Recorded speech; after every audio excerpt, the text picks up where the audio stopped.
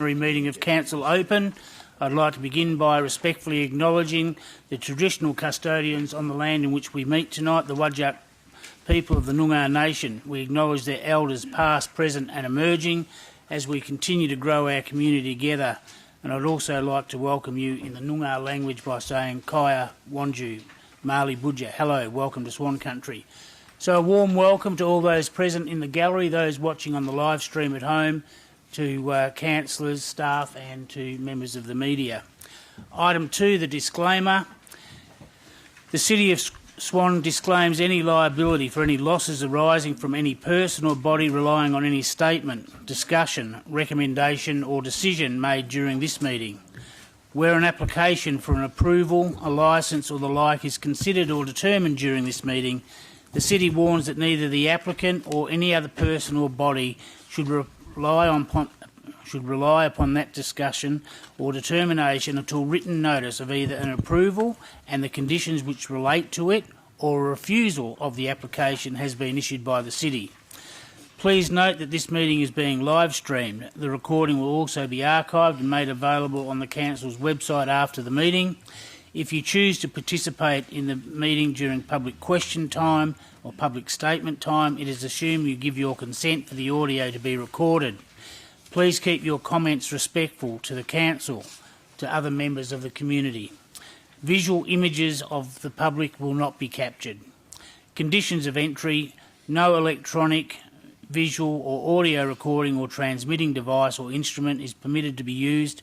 A person who breaches this provision of the City of Swan Meeting Procedures Local Law 2019 will be immediately required to leave the premises. Item 3, attendance and apologies. Mr CEO, I believe all councillors are present. Thank you. Through you, Mr Mayor, I just think Councillor Predovnik may be running a little bit late this evening. Okay, thank you for bringing that to my attention. Item 4, declarations of financial and proximity interest or interests affecting impartiality. Mr CEO. Thank you, Mr Mayor. We have one additional one from the agenda forum, and it's from Councillor Richardson. It's in relation to item 4.8, proposed change of use to Medical Centre, Lot 160, number 23, Old Great Northern Highway in Midland, and it's a direct financial interest, and the reason is St John of God is my employer.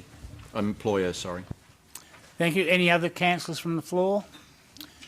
Then we move on to item 5, public question times. Questions and answers recorded in the minutes at the meeting may be summarised in accordance with the Local Government Administration Regulations 1996. Question and answers marked with an asterisk have been amended either for the purposes of summarising, that is by removing preambles or statements, etc., or editing. Section 5.1, answers to questions which were taken on notice and responses to the questions taken on notice at the ordinary meeting of Council held on the 13th of October this year from Mr Nick Minette, Miss Leah Bowden, Mr John Considine and Mr Gavin Troy have been answered and are included in the agenda. Section 5.2, questions relating to reports contained in the agenda, and 5.21, questions of which due notice have been given. Responses taken to questions taken on notice at the agenda forum held on the 10th of November from Mr John Considine have been provided. Mr Considine here? No. Item 5.22, questions without due notice. Are there any members in the gallery that wish to ask a question about items on this agenda? You have a question about this agenda, sir? Not about the agenda. Okay, that'll come shortly. Moving on, question 5.3, other questions. 5.31, questions of which due notice have been given, and questions from the following people were provided in writing with due notice and have either been answered, and they are from Ms Karen Mowat, Mr Mark Cantrell, Mr Hydina Singh and Mr David Willer. Those questions have been answered, which takes us to 5.32, questions without notice. So, questions from the following people were provided in writing without notice have been answered, and not one from Mr Mark Cantrell and one from Mr Gavin Troy.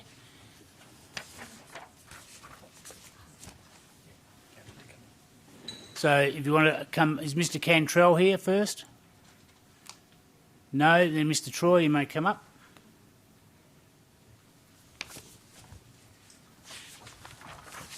Thank you, Mr Mayor.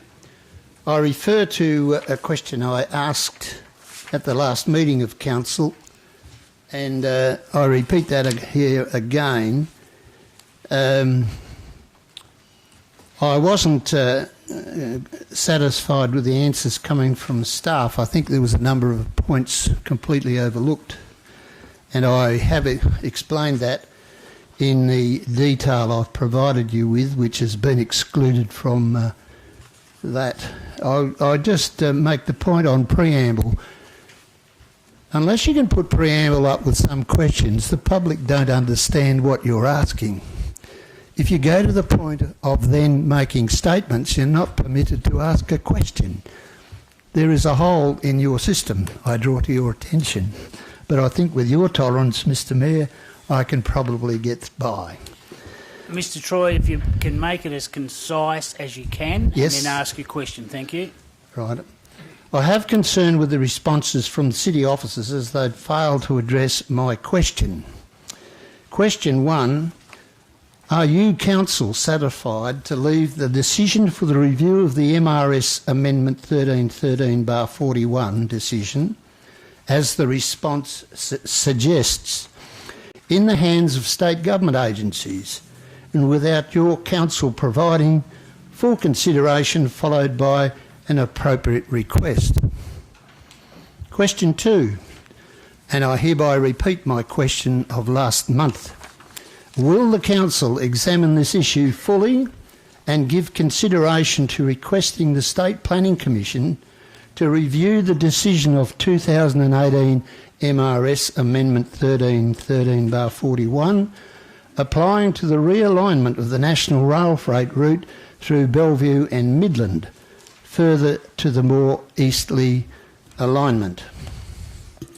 Thank you, Mr Mayor. I have one other question. Thank you.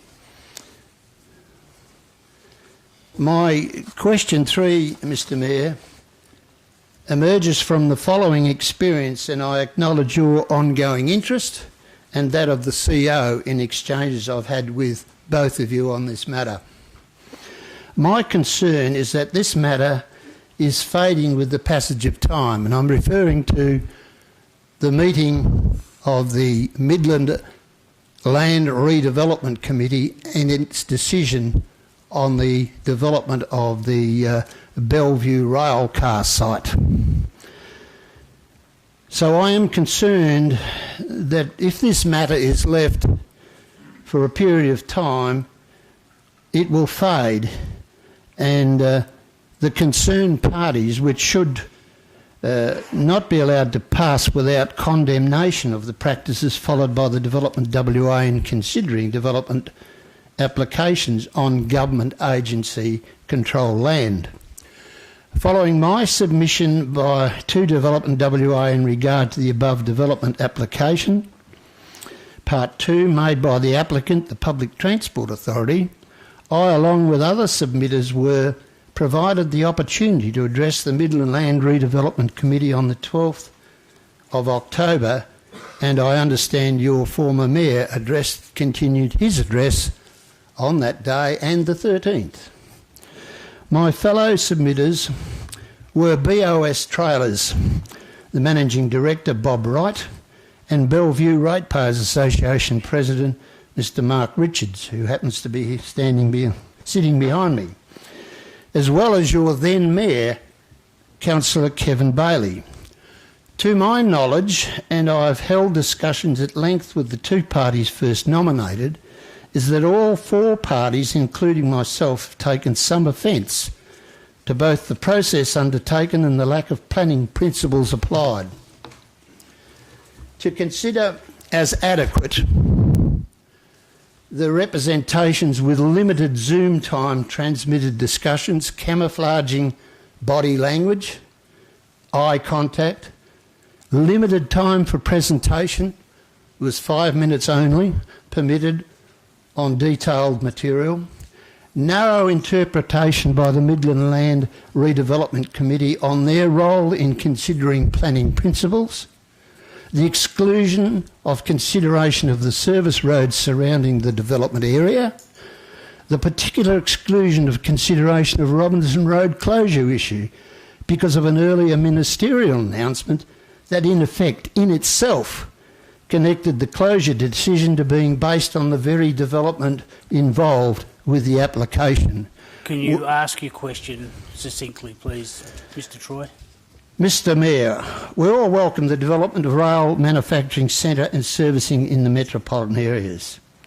But Mr Mayor, will you ensure that Council's previous full consideration to this matter and pursues the necessary discussions with the state government through the appropriate ministers? I can assure you that the aforementioned parties are willing to assist with your deliberations. Thank you, Mr Mayor. Thank you. I'll take that on notice. Thank you, Mr Troy.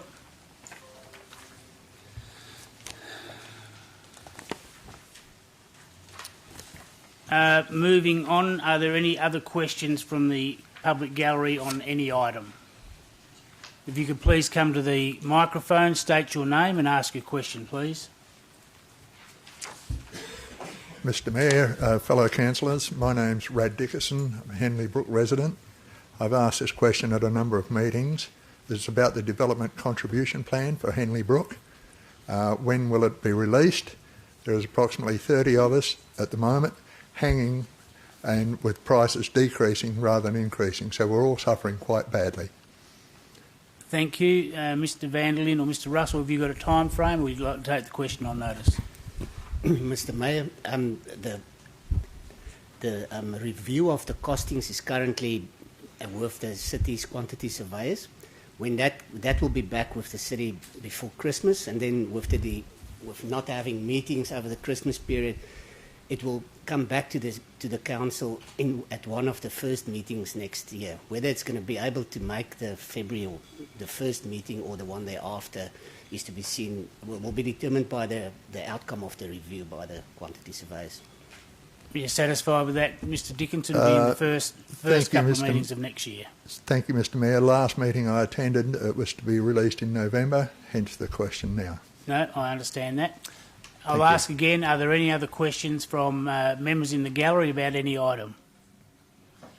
Being no further questions, we move on to item 6, public statement time. And public statement time was required to be listed by 3 p.m. on Tuesday. And I have a number of people wishing to request a public statement. And the first one is Mrs Christine Hughes to address marking 1871. Thank you, Ms Hughes. You have 2 minutes. Thank you. 2021, councillors, is the sesquicentenary, that is the 150th anniversary of the establishment of local government in Western Australia. It's an important marker because Swan is, in all of its aspects, part of the foundation of 1871 local government. Guildford was declared under the Municipalities Act as a town along with Fremantle, and in respect of the roads boards, Swan Roads Board was also declared in 1871. We have largely got unchanged boundaries to both those things, which come together now as the City of Swan Council. In putting a bit of information to you about that event, I want us to ask if you would give consideration not so much to an event to mark that, as significant as it is because it's endured longer than Federation itself, but to use an opportunity perhaps to enhance, increase and be more proactive if you can in acknowledging Indigenous ownership everywhere you get a chance, on every billboard, on every publication we make, that we do more to acknowledge its Aboriginal country always was and always will be. So in making my remarks, that's what I'm aiming towards, not a gala dinner. There's just a couple of things that I think are worth mentioning. So Perth and Guildford joined... Guildford and Fremantle joined... You have 30 seconds left, thank you. I beg your pardon? You have 30 seconds left. Well, I'm not sure I can say very much more then perhaps I'll just simply say what's so remarkable about this is in 1871, there were 25 municipalities, 21 of which were roads boards, and within a mere 30 years that had jumped to nearly 140, which is extraordinary when you think about the growth in government, that by 1902 we had 138 local authorities, which is very similar to what we have now. So it's really not possible for me to canvass the other things you might find interesting. I'd be very happy to provide a copy of the Government Gazette of 1871. It's got some glorious stories in it about things that you would find enjoyable, including a description of the Swan Roads Board. A handful of you may recognise it. If you know where Cockman's Inn or Cockman's Travellers Pub is, you might recognise the boundaries. But anyway, I've run out of time. Thank you, and if you could email that to all councillors, we'd really appreciate it. Happy to do so. Thank you very much. The next member having a public statement is Mr Nick Minette, talking on the Eastlink WA project. Thank you, Mr Minette. You have 2 minutes. Thank you, Mr Mayor. I understand that the Council continues to support the Eastlink WA project. Support appears to exist at all levels of government for an unfunded project that is yet to prove its business case, is yet to prove its environmental credential, and will never prove its aspirational claim of making our roads safe. Eastlink WA bypasses 80% of Hills residents. We live in a road corridor that has existed since the 1930s, with Great Eastern Highway as its spine. Of the 35,000 trips on Great Eastern Highway every day, more than 80% are local traffic and trucks servicing the local area. They will not be diverted 13 kilometres away to Eastlink WA, and road trains represent less than 1% of all traffic. Eastlink WA is ignoring our safety. It will be inefficient. It will never meet its ambitious claims. It is an old idea from an old age at a time when we need innovation. It is ignoring our needs for safe roads throughout the Hills region. It's environmentally destructive. It's also a decade away from completion, and it ignores the three real problems that exist today: traffic congestion, urban freight on the Great Eastern Highway, and poor road design. Those three must be addressed sooner or later, regardless of this proposal. It does not replace Great Eastern Highway. And the elephant in the room is development by stealth. No one builds a freeway to nowhere. Apologies to residents of Gidgegannup. In a city already twice the size of Tokyo, with barely 1/6 of the population, local government needs to focus on developing within our footprint, building up and not out. Eastlink WA will directly contribute to urban sprawl that has zero supporting infrastructure. Imagine Gidgegannup as the next Ellenbrook, without any of the basic infrastructure, no water, sewerage, public transport, schools or shops. Eastlink WA is not just about the 700 hectares of land that it will directly clear, it's the new estates along the freeway that will clear hundreds and hundreds more. It's just another road. How much have you got to go, Mr. 10 seconds, sir. Thank you. Complete your... It's just another road. Have we ever built one that produces less traffic? Have we ever built one that makes us safer? Please reconsider your support and run a critical eye over this proposal. Thank you. Thank you very much. I now call upon the next speaker, Mr. Mark Richardson, regarding Code of Conduct matters. Thank you, Mr. Richards. You have 2 minutes. Mr. Mayor, councillors and staff, it's with a heavy heart that I'm put in this position to clear my name, integrity, reputation and my standing within the community as a representative of the Bellevue Residents and Ratepayers Association chairperson, of the Midland and Districts Historical Deputy Chairperson of the Midland and Districts Historical Society. It's a shame. I thought I was very approachable, had good relationships with councillors and groups within the area. It makes you question why you would even volunteer. I'm not associated with any faction within this council. I want to ensure for the public record the facts are true and correct, and unfortunately 2 minutes won't allow me this time. Some of the councillors here tonight don't honour the oath of office they took. If they did, their definition or understanding is very different to mine. I stand here as a resident that has been singled out by the Midland Society and councillors associated with posts of their Facebook page that are misleading and incorrect. Mr. Richards, can I just remind you not to make any disrespectful remarks? I can see that you're very passionate about this issue, and perhaps I'd invite you to come and meet with myself and the CEO. I just don't want you saying anything which I'll have to ask you to withdraw or could get you into trouble. Well, I'll So leave it at that, I'm and perhaps happy it for you might to pay if I come and see you both. I'm happy for you to continue. I really honestly don't know much what you're talking about, but I just don't want you saying something that you may regret. But I'm happy for you to continue if you wish. No, I think I've said my piece, and as I said, it's with a heavy heart that I have to put this forward. I thank you for coming along, and if you ring the office tomorrow, we'll find a suitable appointment time. Thank you very much. My pleasure. That takes us to the next speaker, councillors, is Mr. Gareth Faint in regards to a shed on Peachy Road. Mr. Faint here. Thank you. You've got 2 minutes, Mr. Faint. Thank you, Mayor, Deputy Mayor, CEO and councillors. This is a statement on behalf of my wife, Emma, and myself, Gareth, to maintain our support and the reasons behind it for the approval of a shed at our property, 357 Peachy Road in Janebrook. I'm here tonight to make what I hope is our final address to council on this matter. As we have raised before, this application has been ongoing for the past 16 months with the City of Swan. We have followed all the correct channels from the beginning of this application, and now we hope in continuing with this trend, we will get the outcome we are hoping for this evening with the approval of our application for shed and retaining wall in our backyard. What started as a simple building application and development application has been blown out of proportion. We thank the council members for attending our property and meeting with my wife and myself to view the area and understand the thought and considerations that have gone into this application from the start.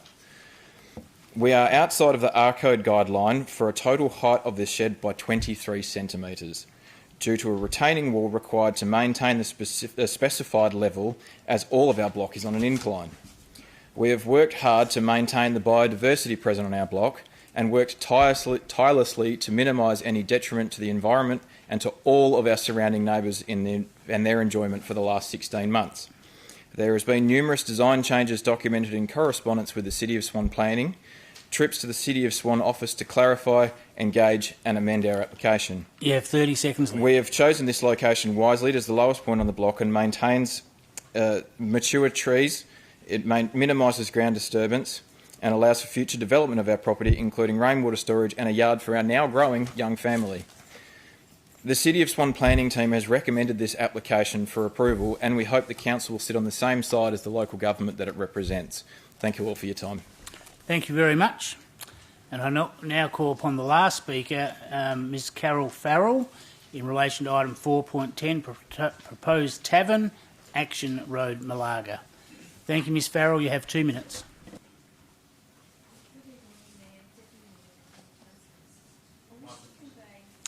Can you push the speak button so the light... There we go, Thank sorry. You may start again. Good evening, Mayor, Deputy Mayor and councillors. I wish to convey my strongest objection to the tavern proposal at 5 Action Road, Malaga. As mentioned before, there should be strictly no verge or street parking. It has been extremely alarming when you see an out-of-control vehicle swerving and narrowly missing parked cars. And on one occasion, a fencing contractor by inches. When cars are parked on the verge and in the street, exiting our premises is dangerous. Equally, embayment parking would cause the same problem, creating blind spots, as well as creating a high chance of parked cars being hit by an out-of-control vehicle. It has been stated that Action Road is an underused stretch of road. This is not correct. It is a busy road, and this can be supported by the road monitoring readings. I do not believe that the car parking bays available at 5 Action Road is sufficient to cater for the patrons and the staff needed to manage all these numbers. If more people turn up, do they simply loiter in the street? There are many churches in our area, and with 4 churches in our street alone, there will be hours of the church activity which will coincide with the tavern hours. These churches are attended by families with young children.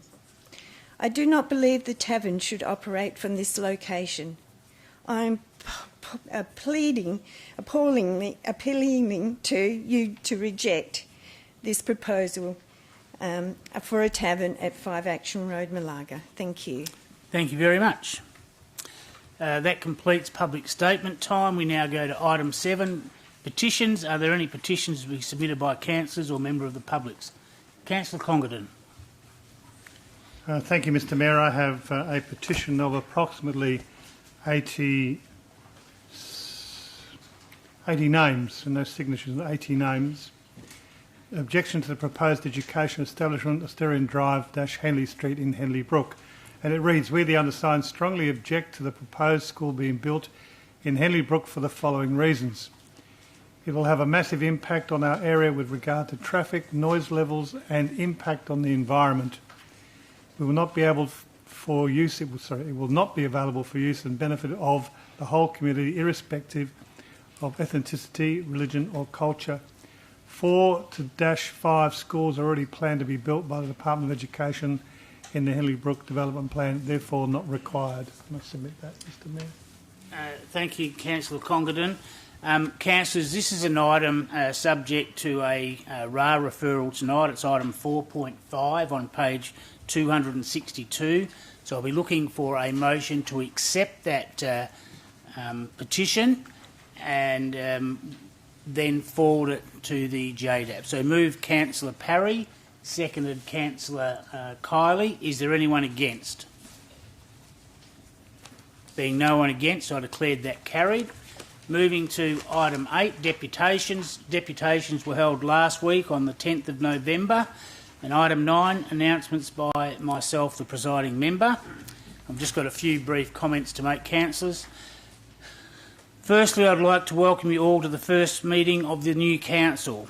We've got a lot to get through tonight, and for the benefit of newer councillors, I'll move as slowly as I can whilst giving due consideration to the workload we have, and I'm sure you'll get the hang of it very quickly. I often say the best way to understand something is by doing it. So if you're unsure of what's happening at any time during the meeting, and for the next few meetings, then I'd ask you to get my attention, ask a question or for an explanation, and I'd also like to make sure that sometimes voting can take place, so you must be paying attention and not be distracted talking, or you might miss that opportunity. Councillors, tonight makes a new beginning of a new council, a new way forward with new ideas. I want to foster that mindset and encourage you all to do the same. Let's not dwell on the past, instead let's work together to be proactively and improve for our community as a whole. If we do not complete tonight's business at this meeting at 10 p.m, I'll be seeking a motion to adjourn till next Tuesday, the 24th, to recommence this meeting at 6:30 p.m. And just quickly, so you're aware, 6 councillors will be here that evening with the Audit Committee. So that's my intention if we get that far. Thank you. Now moving to item 10, members' questions, and 10.1, answers to questions which were taken on notice. There were nil. 10.2, questions of which due notice have been given, and there is a number of questions from Councillor Johnson. They've been answered, Councillor.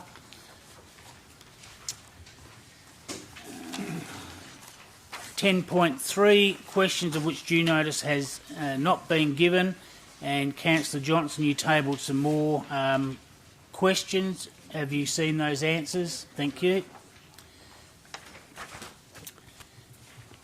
Are there any other questions, councillors? Being no further questions, then item 11, leave of absence. Mr CEO, you have some? Thank you, Mr Mayor. I have a leave of absence from Mayor Lucas, and it's for the period of 23rd of December 2021 through until the 23rd of January 2022. That's the only one? That's the only one. Can I move for a seconder? Mover and a seconder. Move Councillor Bowman, seconded Councillor Johnson. Is there anyone against? Being no one against, I declare that carried. Item 12, confirmation of minutes, and I'll call for a mover and a second of a motion to confirm the following minutes from the following meetings. 12.1, confirmation of the minutes of the ordinary meeting of Council held on the 13th of October this year. 12.2, confirmation of the minutes of the special meeting held on the 18th of October this year. And 12.3, confirmation of the minutes of the special meeting of Council held on the 20th of October this year. Move Councillor Kiley, seconded Councillor McCulloch. Is there anyone against? Being no one against, I declare that carried, and thank you. Item 13, business left over from the previous meeting, and item 13.10, policy debt collection rates and services. It's on page 19, councillors, and Councillor Brodovnik. Thank you.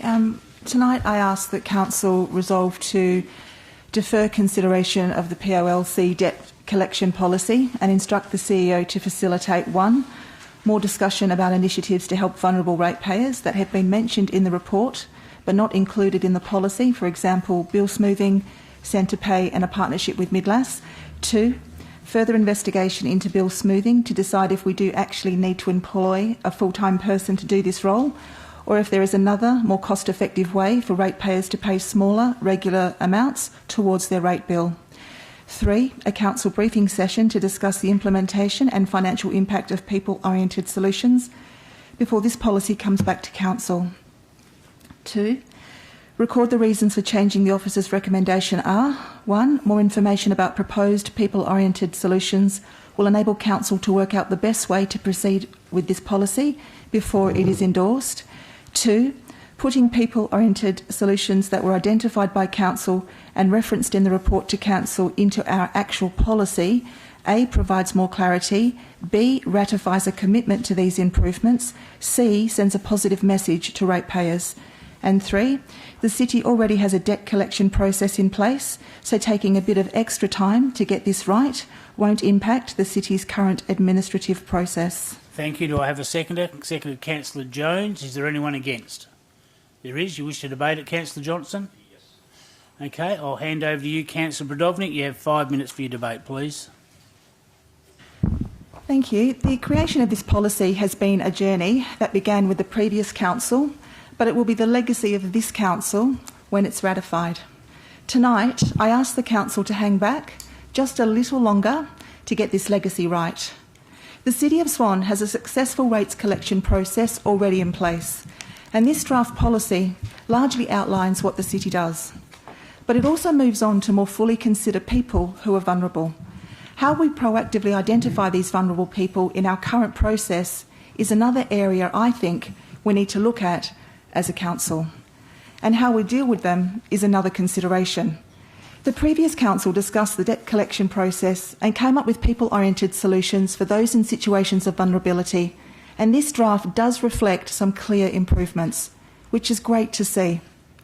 But it doesn't include payment options such as centre pay, nor is the benefit of a partnership with Midlas clear, especially when ratepayers can go to any accredited financial counsellor.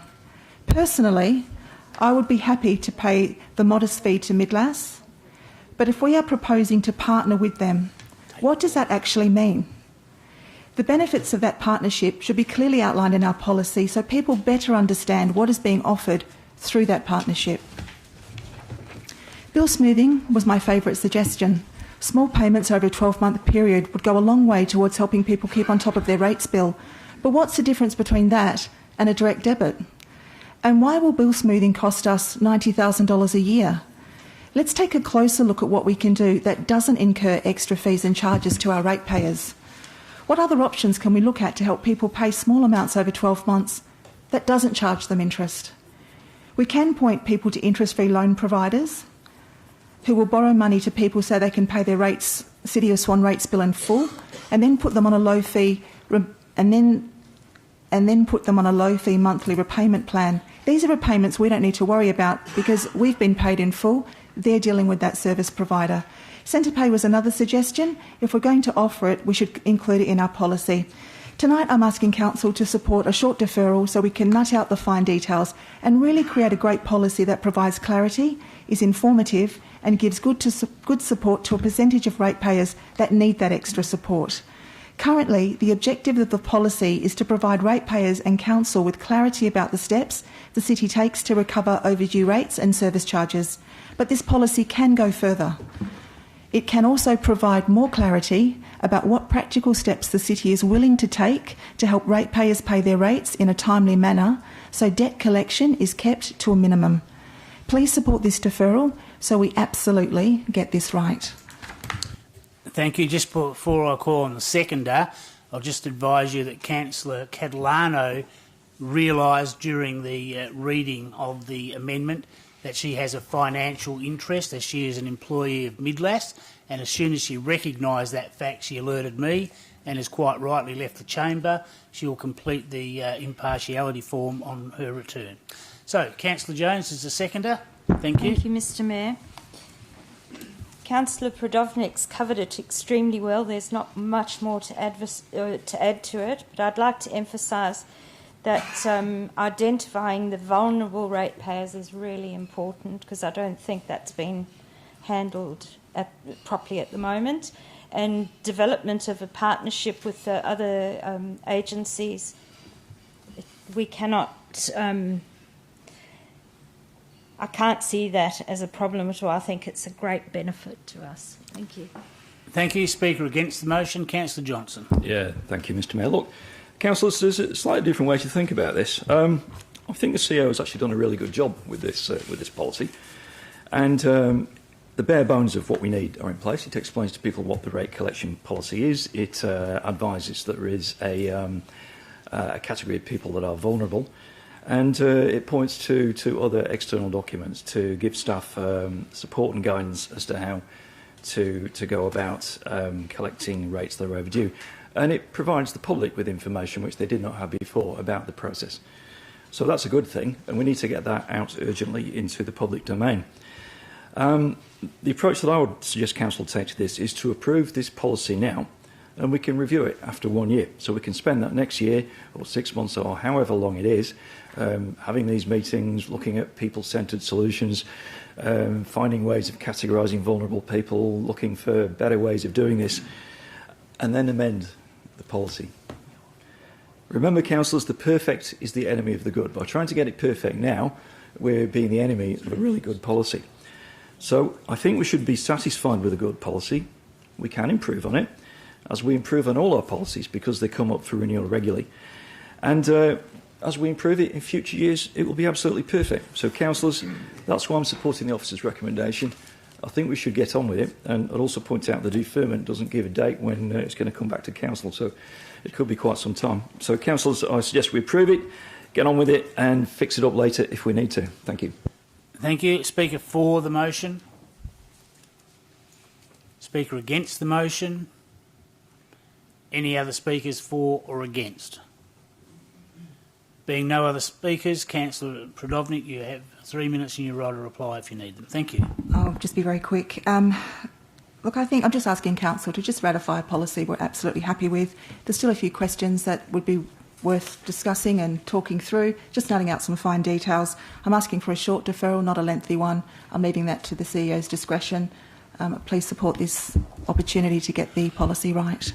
Thank you. I'm now going to put the motion. Those councillors in favour of Councillor McCulloch, Councillor Richardson, Councillor Henderson, Councillor Zanino, Councillor Knight, Councillor Parry, myself, Councillor Congerdon, Councillor Kiley, Councillor Howlett, Councillor Prodovnik, Councillor Bowman and Councillor Jones. It would have been just easy to say there was one against, which was Councillor Johnson. So thank you, and if we could recall Councillor Catalano, please. Thank you.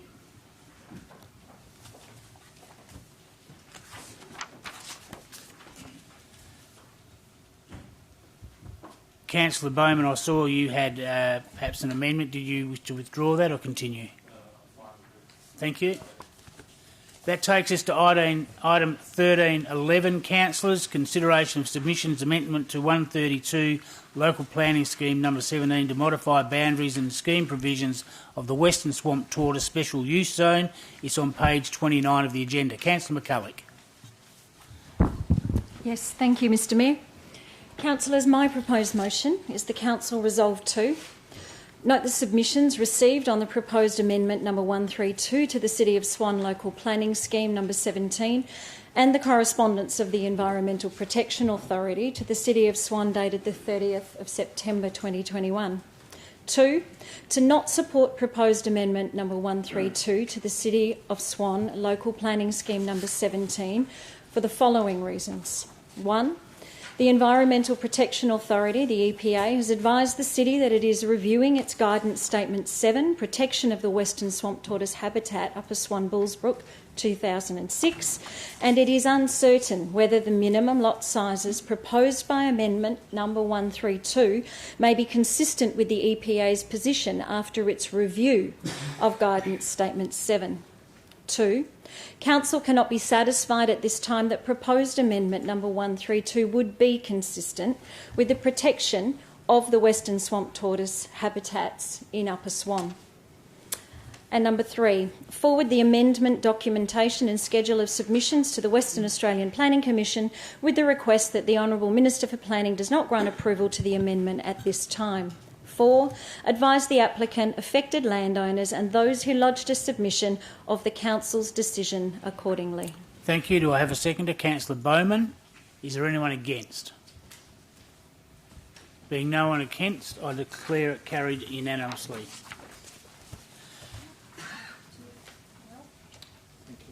Thank you, Councillor Catalano. Takes us to item 13.12, proposed variations to deem to comply requirements for a shed at Peachy Road, Jane Brook. It's on page 170 of the agenda. And Councillor Bowman, you've got an alternative motion. Mr Mayor, I move that Council resolves to refuse to approve the proposed shed at Lot 2177, number 357 Peachy Road, Jane Brook, for the following reason. The proposed shed does not comply with the Residential Design Codes of Western Australia, Volume 1, in that it will detract from the visual amenity of the neighbours at Lot 2132, number 359 Peachy Road, Jane Brook. Do I have a seconder? Councillor Kiley. Is there anyone against? There is. Do you wish to debate it, councillors? It looks like you do. So you've got 5 minutes for your debate. Thanks, Councillor Bowman. Councillors, does anyone own a view? And the answer is no. Should we make concessions because the applicant has already purchased the shed? The answer is no. Should we take in consideration that the neighbouring property cut into the landscape to build their home, while other properties built above ground level? Their answer is no.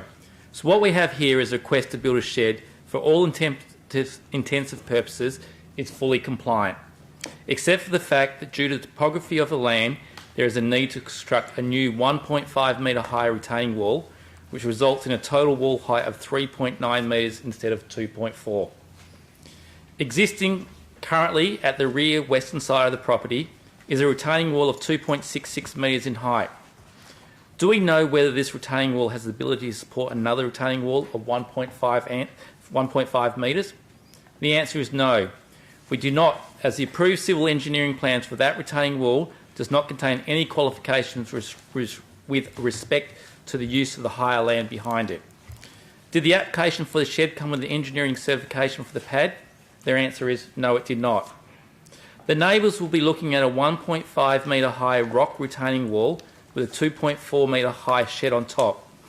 Is this reasonable so close to the property boundary? Councillors, I understand there was a requirement of the developers for the estate that sheds could not be seen from the road. Will the proposed location of the shed be seen from the road? Yes, it will. At a site visit, if I heard correctly, we were informed that the location was chosen to allow easy access of vehicles into the shed. If that was the reason, then I would disagree, given that the driveway is on the other side of the property and involves more twists and turns to manoeuvre into it. There are in fact other locations on this property that shed could be built, which may or may not provide the neighbouring properties more view of the city's skyline. It will no doubt partially obstruct the applicant's views, but will not be seen from the road. However, without council being provided indemnity or at least engineering certification of whether the existing retaining wall can cope with a further 1.5 metres of retaining wall with a shed on it, then I cannot support this application in fear of a failure of this retaining wall in the future. However, it will also detract from the visual amenity of the neighbours. Thank you, Councillor Kiley. Thank you, Mayor. Councillors, I actually went out to the site and had a look at the proposed location of the shed. I simply want to say that the shed, if built, and the retaining wall that would be required to sustain it, would be such a modification to the natural slope of the land that you would be further affecting, you would be changing the layout, the natural slope, so much that it would, not only would the shed affect it, but the retaining wall would. It would be just an imposition on the neighbours. The other reason, so it just affects the landscape too much for particularly the neighbour. I believe there are other locations on the actual site where they could construct the shed, and I don't think they've been fully explored as yet. So I think there are other options which wouldn't affect the neighbours, and I just think the overall height, it was such a change to the natural landscape that, although it is retained by a retaining wall, that it's just too much of a change to the actual site. Thank you. Thank you. A speaker against the motion. Question, Councillor Congadin. Question 3, Mr Mayor, to the staff. A certification for the retaining wall. What's the height requirement needed for a certification of retaining wall? Mr Russell. Through Mr Mayor, I believe we're not so much dealing with a retaining wall but an embankment, so a battering. So normally the city's policy on earth battering is a grade of 1 in 3, although we do often accept for smaller heights 1 in 2. If the proponents come to submit a building permit for the shed, then the ordinary case with the building permit, they need to demonstrate that the site soil conditions are stable enough to build upon. Okay, speaker against the motion. Councillor McCulloch, thank you. Thank you, Mr Mayor. Councillors, this application was submitted 16 months ago. That's an incredibly long time. The applicants have worked hard with city planning officers to reach an outcome capable of approval. They've worked diligently to make sure that this is capable of approval. The time it's taken and the additional costs are considerable. We're looking at a 23 centimetre disparity due to the retaining wall. The shed is being built on the lowest point of the block, which is practicable. There are many challenges of the topography, the land's topography along that road, and I've seen that in other sheds that have been built capable of approval and the challenges they have that, has arisen from them. Yes, even with some of those sheds, there's a small visibility from the road, but again, the land's topography has lent itself to that because it is quite a unique area. Many sheds along this road, they're of similar size, height and position on residence blocks. So yes, there are a precedence of sheds that have been capable of approval here, and I want to be consistent with our planning approvals, and our officers have worked hard, and with the deemed to comply guidelines, we have something that is capable of approval. Councillors, we know, and we've discussed planning law even recently, we don't own a view. Views are beautiful and we can appreciate views, and along that ridge there are incredible views that every landowner enjoys. But every landowner has a right to do certain things with their blocks as well. And if I draw you to the report, councillors, that officers have stated that notwithstanding, city staff advise that losses of a view alone is not the correct test of whether the height of the shed should be approved. Under the R codes, the proper test, as stated in the relevant design principles, is whether the height of the shed will detract from the overall visual amenity of the neighbouring property. And it's been cited and stated that the lower block, there will not be any detraction of the amenity, and for the neighbour next door, with the views that they have, there will be minimal detraction. And we know too that visual amenity is all those things that combine to form the visual character of an area, not only a single view. And as demonstrated in those attachments in your report, there are other views of significance available to that objector as well that contribute to the whole amenity there. So councillors, this application is capable of approval. The applicants have worked hard. They've worked hard to get it through to here. We've had many councillors, myself including, who have visited both the objector and the applicant, and I would like to see this done and dusted and approved as per so many sheds along that road. Thank you. Thank you, Councillor McCulloch. Speaker for the motion. Speaker against the motion. Councillor Johnson, thank you. Thank you, Mr Mayor. Look, councillors, for those who've not been there, this is what you might call an upmarket subdivision with quite a large block size and great views on very steep land about halfway up the Darling Scarp in Jane Brook. Councillors, the whole of Janebrook East has changed the topography of the land because to build there you've got to put retaining walls in place. And councillors will have noticed that there's a steady stream of DAs coming to council from this Janebrook East subdivision. It's a new subdivision, so new houses are going up, new sheds are going in. But as councillors will have observed, just about every landowner, at least that's my observation, but it's just an anecdotal statement, it should be taken tongue-in-cheek, is complaining about everyone else building next door and apparently blocking their view. They don't like their neighbour's swimming pool, pool hut, tennis court, shed, truck, cubby house, driveway, even the trees blocking the view. So, councillors, we've heard tonight that you don't have a right to a view. And having been to this subdivision and read quite a few emails and visited people there and observed what's going on the ground, I'm of the opinion that in this particular new subdivision, as a general rule, we should accept the officer's professional recommendation because they are in the best position to decide that this. That's why I'm opposing this motion. I think we need to let the officers decide what shed, cubby house, truck, etc. is allowed in what location in Janebrook East. So that's why I'm opposed to the motion and in favour of the officer's recommendation to approve the shed. Thank you. Thank you. Any other speakers against the motion? For the motion? Any other speakers against or for the motion? Councillor Bowman, you have 3 minutes for your right of reply. Thank you. Councillors, this is not about blocking a view.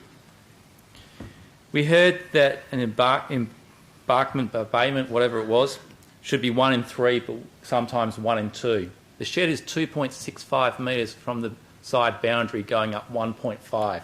That is steeper than 1 in 2. It's not about 23 centimetres short or too high. It's 1.5 metres higher than what is required. And that is the reason why I think this application has a detrimental impact on the neighbouring property and I cannot support it. Put the motion of Councillor Bowman. Those in favour? I have Councillor Bowman, Councillor Prodovnik, Councillor Kiley, Councillor Catalano, Councillor Richardson. That is 5. The motion is lost. All other councillors were against. I'll just ask you to raise your hands so people on the public gallery and the live streaming can see. So against the motion were Councillor McCulloch, Councillor Henderson, Councillor Zanino, Councillor Knight, Councillor Parry, myself, Councillor Congredon, Councillor Howlett and Councillor Johnson and Councillor Jones. Councillor McCulloch? If I may move the officer's recommendation. Do I have a Mr. Mayor. seconder? Councillor Jones. Is there anyone against? Do you wish to debate it, Councillor Kiley? Then I'll put the motion as moved by Councillor McCulloch, which is the officer's recommendation. Those in favour of Councillor McCulloch, Councillor Richardson, Councillor Henderson, Councillor Zanino, Councillor Knight, Councillor Parry, myself, Councillor Congredon, Councillor Howlett, Councillor Johnson, Councillor Prodovnik and Councillor Jones. The motion is carried. All other councillors were against. Thank you, councillors. That takes us to the next item, which is item 13.13, proposed council meeting dates. It's on page 121 and the meeting dates are for next year, 2022. And I'm calling for a mover and a seconder for the officer's recommendation. Question, Councillor Johnson. My question, Mr. Mayor, is about precedence. Does an alternate motion take precedence over an amendment? Because by calling for a mover and seconder for the officer's recommendation, it seems like the CEO's got precedence. No, the precedent is the order in which the motions or amendments are received. Now, this belongs to no wards. Councillor Parry was the first one to get it in, and I had to get reminded today why we've adopted this way of doing it, because if Councillor Parry, for instance, moved the officer's recommendation with an amendment and it was defeated, then the officer's recommendation is defeated. So I'm asking for a mover for the officer's recommendation, which will then be seconded, and then Councillor Parry will move his amendment. You're moving, Councillor Kiley. Do I have a seconder? Councillor Congredon. Is there anyone against? against the officer's recommendation? There is. So, as I said, Councillor, there is. So I'll get you to open the debate on the substantive item, being the officer's recommendation. Councillor Kiley, thank you. Thank you, Mayor. I'm probably just reiterating what I brought up last month. It's simply this schedule of council meetings will provide for a break, effectively, for a lot of staff over the Christmas period, and we won't go back until February. The schedule of meetings on a monthly basis is manageable, not only for staff but also for councillors, and it gives some regularity for the year as a whole. So it's as simple as that, and I'd like you to stick with that format. Thank you. Thank you, Councillor Congdon, as the seconder. Thank you, Mr Mayor. I'm also in favour of the officer's recommendation, inasmuch I think over the last 18 months, 2 years, our council, staff, let alone our ratepayers, have been under an enormous amount of duress. If we don't start to look at our staff, councillors and ratepayers, and look at the occupational health and safety involved in everyone, then we're failing as a council. When I walk around the civic building and other civic buildings, you can see how tired staff are. There's no bounce left in them, where previously there was bounce. And the same applies to our councillors. I think we've had more meetings than I've ever known in the history of my time on council, which has been nearly 18 years. So I think this particular motion will allow us to have a break, just like many other organisations, manufacturing companies, schools and otherwise have breaks. Thank you. Speaker against the motion, Councillor Johnson. I'm just astounded by what Councillor Congdon's saying. Look, Councillor, the staff get 20 days holiday, right? And in the organisation I work for, it's the same. I get 22 days holiday. This year, I got 23 days holiday. So I don't get some long break. And if you're complaining about your workload, you shouldn't be taking on so much. Councillors, but more seriously, a new calendar of meeting just once a month, which is the officer's recommendation. This will reduce the number of meetings a year from 13 to 11 and will increase the size of the agenda at each meeting, I think by about, I think it was just under 20%. It will also reduce the throughput that we need for planning. So, councillors, if we're considering our community, and particularly development applications and other things that are going on, we need more throughput, not less. So, councillors, we don't want to reduce our meetings. We're a growing local government area and council has an increasing number of decisions to make, so reducing the number of meetings is not a good idea unless there is evidence that the CEO can't fill the agenda. The other issue is the increasing number of alternate motions, as we've seen tonight. There are 22 alternate motions tonight, which means this meeting will almost certainly go on till 10 p.m. and almost certainly will be resumed, and who knows, it may have to be adjourned and resumed again. There are 33 items on the agenda, which means 66% of the agenda is contested and may lead to debate. As the Mayor said earlier on, we're likely to reconvene tomorrow or Tuesday, I think was said. If we reduce the number of meetings on the calendar, the outcome will be a greater likelihood of adjournments and resumed meetings, which will lead to more meetings, not less. So, councillors, this motion is almost certain to increase the workload and increase the number of meetings. So I don't think it's a great idea. My motion is to continue with the existing 4-weekly cycle, which has proved extremely successful. The outcome will probably be fewer meetings than if we try to move to once a month. Thank you. Thank you. Speaker for the motion. Speaker against the motion, Councillor Bowman. Thank you. Councillors, we've got 13 meetings now. As Councillor Johnson said, tonight's meeting will probably need to be resumed again. We've had 3 of those already this year, and by increasing the amount of items that go from 13 meetings to 11 will mean we'll have to do that more and more. I'm all for not having a meeting in January. It's not because staff need a break. I don't want to see the community suggesting that we're trying to rush something through in a January council meeting while they're away on holidays. However, there is other ways we can do it, and in that reason why I'm not supporting the motion. Thank you. Do I have any other speakers for or against?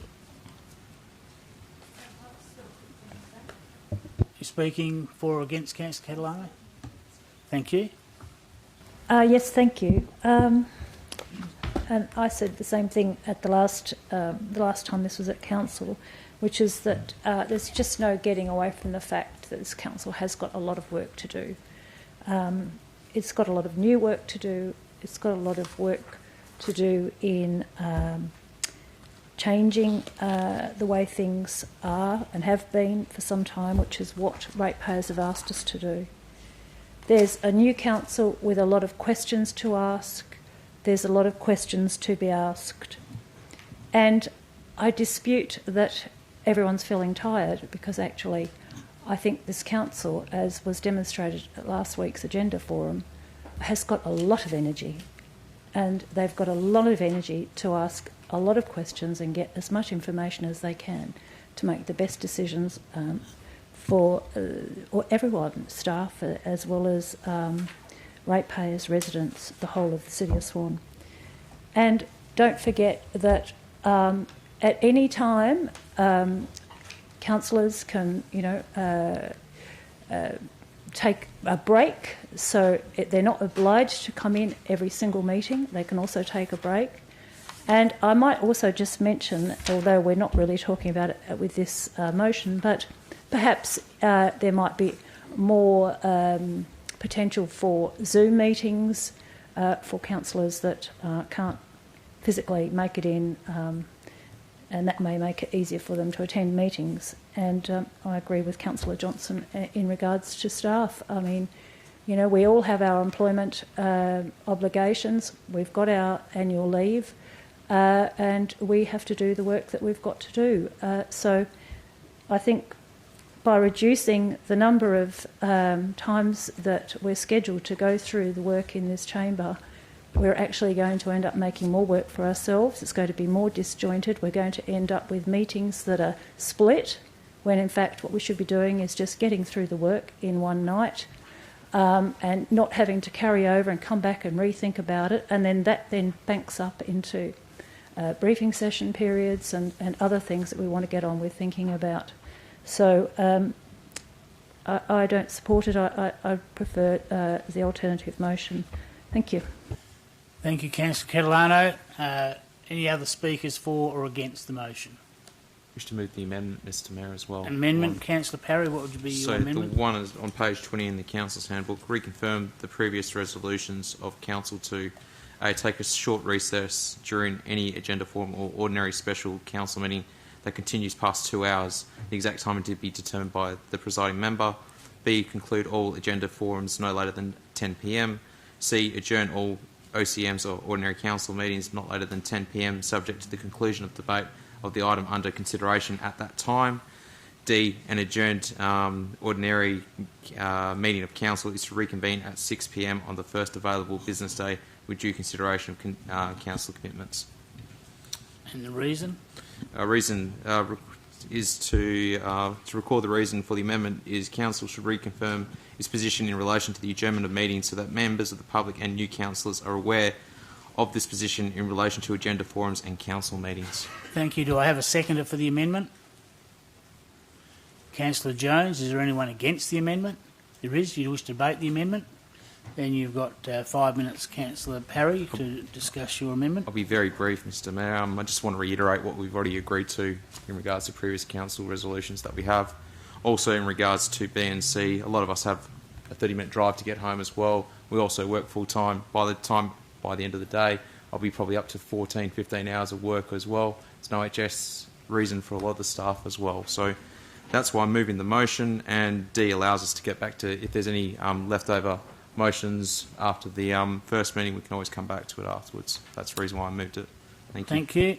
Councillor Jones is the seconder. I don't wish to add anything to that, thank you. Thank you. Speakers against the amendment, Councillor Johnson. Yes, Mr Mayor, look, this obviously came up at the start of the previous council. And in my view, councillors, each council meeting should determine when each council meeting should end. In my view, given the very large workload of council, meetings can reasonably continue beyond 10 p.m. and I think it's reasonable for them to do so. Many people work long hours, and there's no reason why this council should not do so as well. Councillors are paid to be here, they're paid to get through the workload.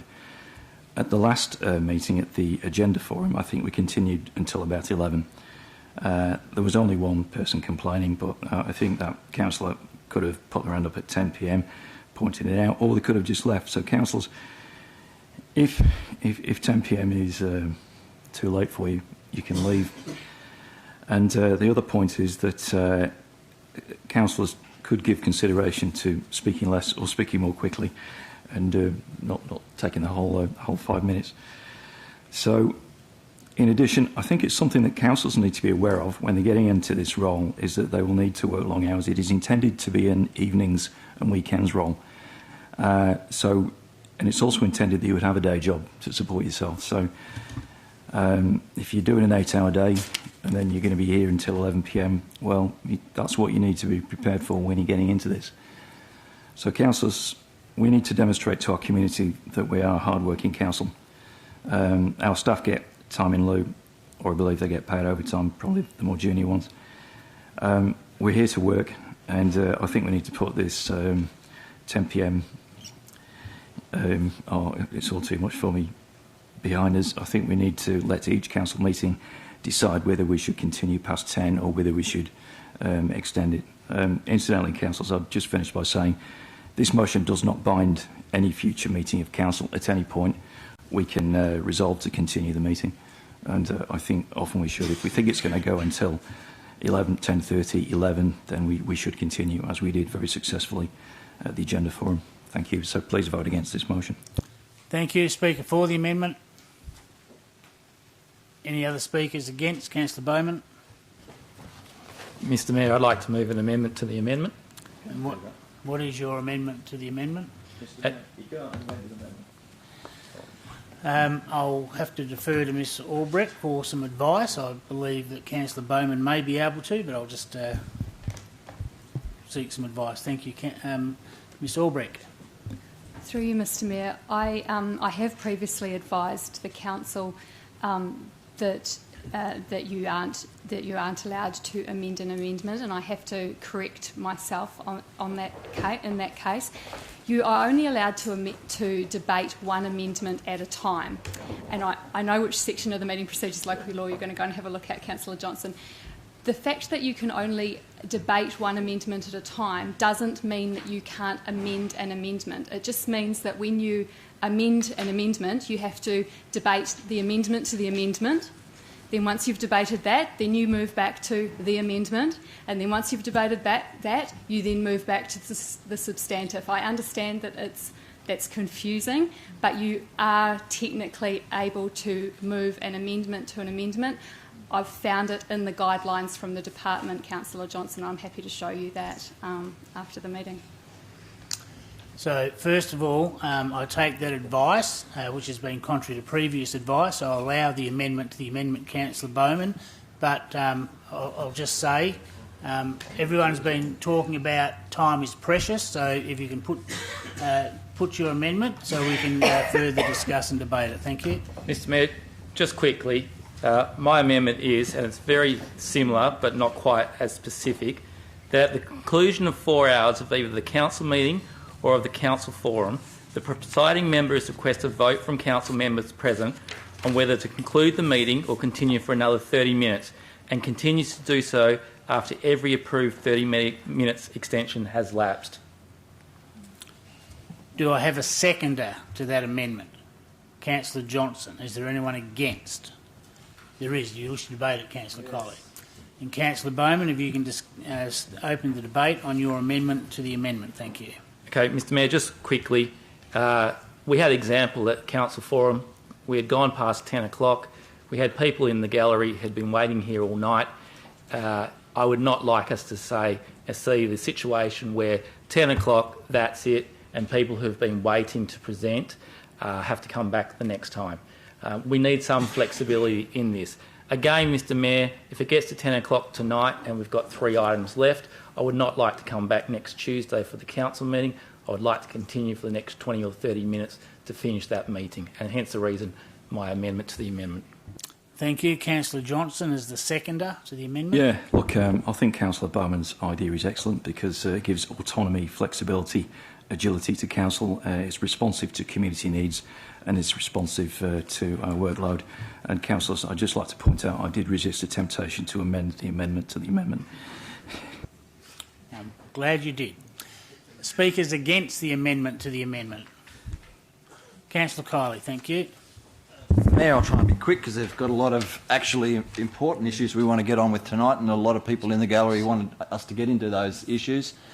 This will be just another filibustering method where a majority of council can keep pushing the meeting out till later and later and later and later into the evening. It's not good. We've got a process at the moment that we get to 10 o'clock. If we finish the item that we haven't currently finished, that might take us to 11:15 or 10:30. We've already got a process in place. We don't need this. We need to give some certainty around when we finish meetings.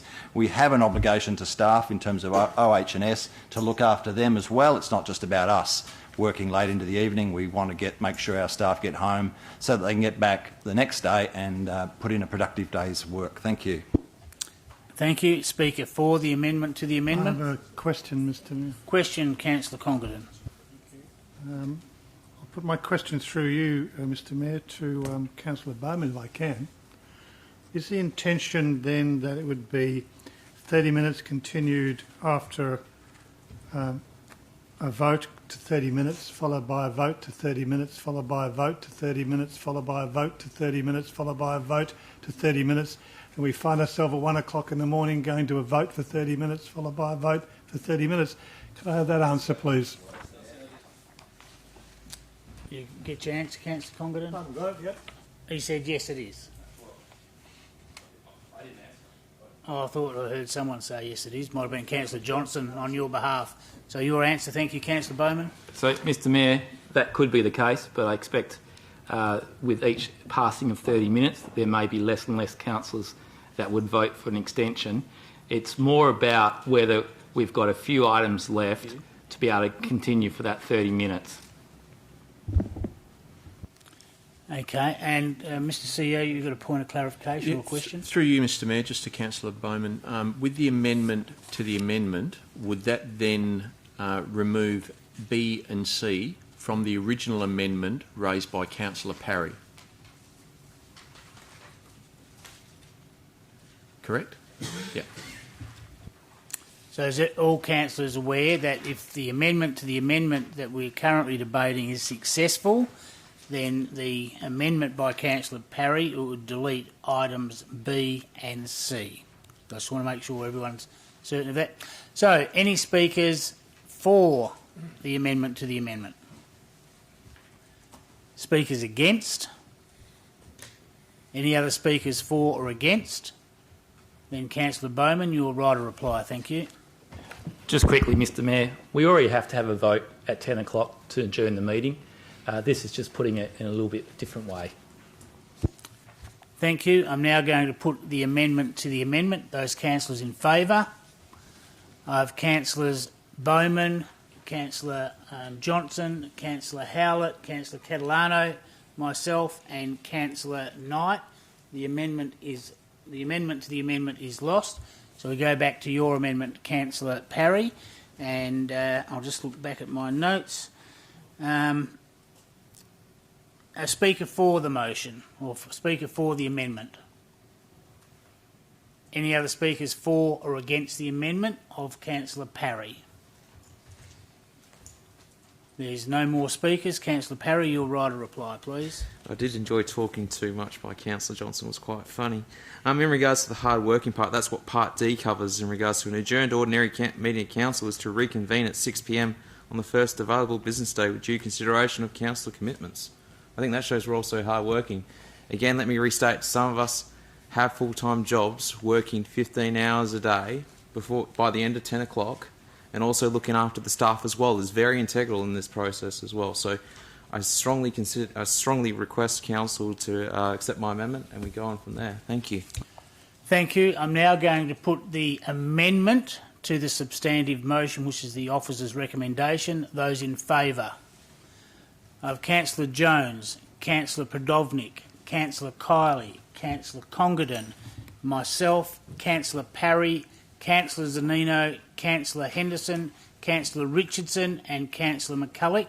The motion is carried. Those councillors against, if you just raise your hand, is Councillor Bowman, Councillor Johnson, Councillor Howlett, Councillor Catalano and Councillor Knight. You get all that, Megan? That's the amendment, which becomes part of the substantive motion. And is there any other speakers for the substantive motion, either for or against? There's not. So, Councillor Kiley, I'll ask on you to close the debate. You have 3 minutes. I'll ask you put it to the vote, Mayor. Thank you. Thank you. Those in favour of the officer's recommendation as amended by Councillor Parry, I have Councillor Jones, Councillor Prodovnik, Councillor Kiley, Councillor Congerdon, myself, Councillor Parry, Councillor Zanino, Councillor Henderson, Councillor Richardson, Councillor McCulloch. The motion is passed. Now I can have an indication of those against. Councillor Bowman, Councillor Johnson, Councillor Howlett, Councillor Catalano and Councillor Knight. Thank you, councillors. That now takes us to Part B of the agenda and the adoption of those recommendations contained in items not withdrawn. So for the benefit of members observing in the meeting, the Council uses an en bloc method for decision making. This means that the agenda items where Council supports the officer's recommendations are not debated separately. One vote is taken on all items and the officer's recommendation is therefore the decision of Council. The following reports from Part B have been withdrawn for debate in accordance with the Meeting Procedures Local Law 2019 and will be dealt with by the councillors individually. They are items 2.1, items 4.2, items 4.4, item 4.5, item 4.7, item 4.8, item 4.9, item 4.10, item 4.11, item 4.12, item 4.13. Item 5.2, item 5.6, and in Part C, item C3.1, item C3.2, item C3.5 and item C3.6. The following items have not been withdrawn for individual consideration and will be dealt with via an en bloc vote. Therefore, the officer's recommendation will be the decision of Council for these following items in Part B. Item 3.1, item 4.1, item 4.3, item 4.6, item 4.14, item 5.1, item 5.3, item 5.4, item 5.5, item 5.7, item 5.8, item 6.1, item 6.2, item 6.3 and item 6.4, and in Part C, item C 3.3 and item C 3.4. Thank you, councillors. That now takes us to Part B and item 2. Sorry, I was just trying to make up time. I need a mover and a seconder for those en bloc. Moved Councillor McCulloch, seconded Councillor Parry. Is there anyone against? No one against, so I declare that carried unanimously, which takes us to page 26, councillors. Item 2.1, Policy Review, Temporary Trading Place in Public Places, page 130. Councillor Kiley. Thank you, Mayor. Councillors, my motion is that Council resolve to 1, not progress the relevant approvals for a designated temporary trading site at the Bennett Springs Oval or car park or within 300 metres of either location. 2, recognise that the limitations, restrictions, potential road safety dangers, as highlighted in 4.52 of within the policy, and intent of policy C095, temporary trading in public places, does not satisfy the overall objective or desire of Council or the community to provide a portable/permanent transportable building, coffee shop, cafe lease opportunity to the south of the toilet block and away from the traffic, consistent with the previously adopted Council resolution of 17 March 2021 in respect to the following item Bennett Springs Oval Transportable Cafe lease opportunity. Number 3, adopt the revised Council Policy, Policy C 095, temporary trading in public places. 4, record the reasons for changing the officer's recommendation. Is 1, the officer recommendation to include a part of the car park to the north of the toilet block and located in the car park is inconsistent with the resolution of Council of March 2021 to A, progress a development application to facilitate the accommodation of a temporary trader's site and or site to accommodate a transportable building to be used for the provision and sale of food and beverage, in brackets coffee shop / cafe, at a location to the south of the existing toilet block, which is accessible via the car park off Bennett Springs Drive and has access to water, sewer and electricity. The second reason, the effect of the officer's recommendation would be to limit the possibility of progressing the intent and objective of accommodating a transportable building as a coffee shop cafe in the specified area as provided in the previous council resolution. And the third reason, there are road safety issues with the car park location and valuable parking bays would be taken up by a temporary trader if approved. Thank you. Do I have a seconder? Can I ask a question? Question? Thank you, of planning staff.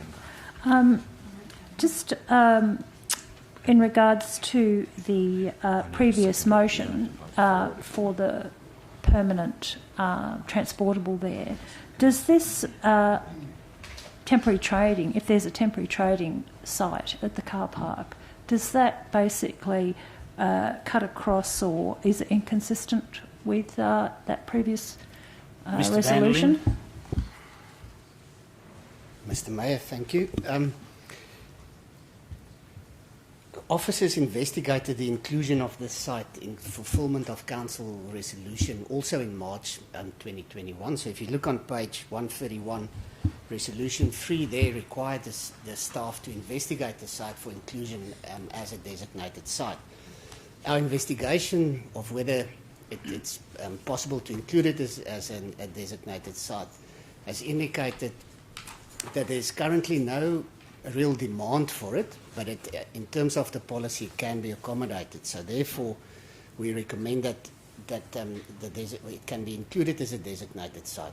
How that may impact the other resolution to investigate the possibility of a more permanent activation facility on the site, such an application will take quite a long time. So normally, a temporary trader, as is proposed here, could be used as a test of whether the area can be activated.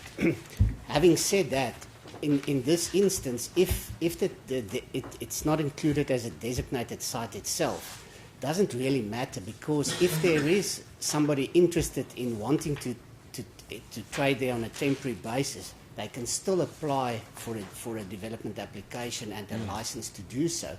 And that license, if then granted, can be granted for a short period, that will in the lead up to finalising a more permanent site. So they are compatible with each other. It's a question of timing it correct. Satisfied, Councillor Catalano? Just to confirm, because it was quite a long answer, this temporary trading site will not compromise the permanent shipping container. I believe it won't, because it can be replaced by a permanent facility.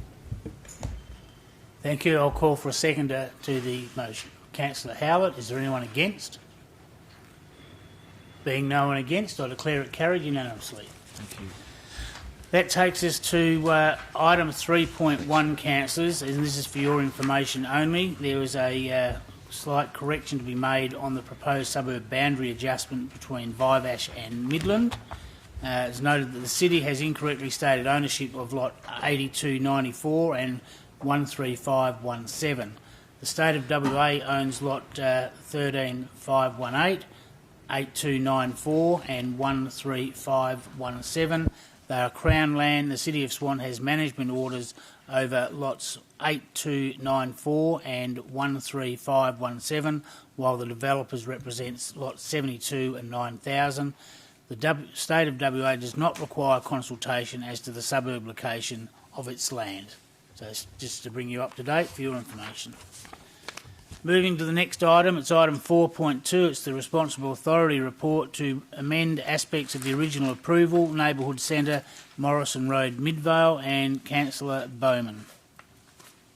Mr Mayor, I move that Council resolves to not endorse the officer's recommendation on the application to the Metro Outer Joint Development Assessment Panel, and 2, recommend instead that the Metro Outer Joint Development Assessment Panel do not approve the amendment to delete the slip lane to left-in access to the approved neighbourhood centre at Lot 357, number 227, Morrison Road, Midvale, for the following reasons. 1, it is considered presumptuous to conclude that the construction of the neighbourhood centre without a slip lane for left-in traffic movements off Morrison Road will not adversely impact eastbound traffic flow along Morrison Road, because there is likely to be a future grade separation of the intersection of Roe Highway and Morrison Road. And 2, without certainty around when and if the anticipated traffic reduction eastbound along Morrison Road will occur, the slip lane is best retained as part of the approved neighbourhood centre, considering that in the instance where the anticipated traffic reduction eastbound along Morrison Road does not transpire, its subsequent installation will be at the cost to the City of Swan ratepayers. Thank you. Do I have a seconder? Councillor Johnson. Is there anyone against? Being no one against, I declare it carried unanimously. Takes us to item 4.4, Responsible Authority Report, Proposed Educational Establishment, Primary School, Bennett Springs Drive at Bennett Springs. It's on page 224 of your agenda, councillors. Councillor Kiley. Thank you, Mayor. Mr Mayor, can we read it, and do we have to?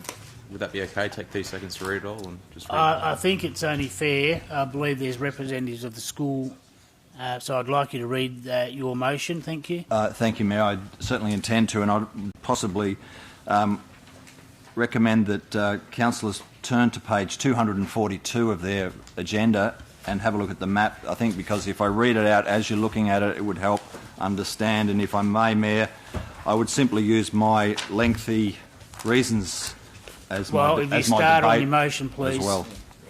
First of all, I'd like to recognise the attendance of Principal of the school, Mike Boland, and board members, Bent, and I'm not too sure who the other gentleman is, but thank you for attending tonight. Councillors, my motion is that Council resolve to 1, not endorse the officer recommendation on the application to the Metro Outer Joint Development Assessment Panel. 2, make it clear that Council seeks to achieve better design outcomes and not to prevent the school from ultimately being built. 3, invite the applicant to resubmit an alternative set of plans addressing the issues listed below. 4, in this instance, recommend that the Metro Outer Joint Development Assessment Panel refuse the application for the proposed educational establishment primary school on Lot 27 Bennett Springs Drive for the following reasons. 1, the school main entrance, if you look on the map at page 242, the school main entrance provides an unsafe environment for pedestrians as every student delivered to, walking, entering the front gate must navigate across every vehicle passing the car park, which is per that arrow on Bennett Springs Drive there. Number 2, the school main entrance should be that. It should be an entrance to the school. The main pedestrian entrance needs to be separate from the need to navigate vehicles. Number 3, the current parking layouts throughput approach provides for bottlenecks, reversing out of the 90 degree parking bays, driver frustration and creating dangerous pedestrian situations. Number 4, the kiss and ride area and the on-site parking must be separated via different locations or using channelization to ensure neither option involves children crossing traffic to get to the school buildings. Number 5, the current queue storage length into the car park, into and out of the car park is insufficient to prevent traffic build-up within the car park or, importantly, on Bennett Springs Drive. Number 6, it appears the footpath width on Bennett Springs Drive and within the proposed car park is too narrow and will not provide a safe environment for school arrival and pickup. I did go and measure it, councillors. It's 2 metres wide So whether you think that's wide enough or not. Number 7, there should be a bus bay located outside of the car park and on the street to avoid the need for buses to enter the car park. Number 8, there is no hierarchy of parking provided for, only one solution.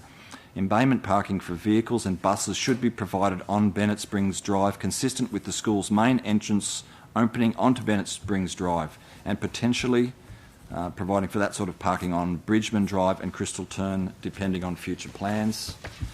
Number 9, there are no plans for the unoccupied site to the site area to the south, which if submitted separately will have implications for parking across the site, pedestrian movement, landscaping, drainage, building layout and shared use agreements with the City of Swan. Number 10, the application does not demonstrate how the plan to fill in the drain will not exacerbate drainage issues for the wider area or show how the pre-existing waterway will collect the subterranean water movement.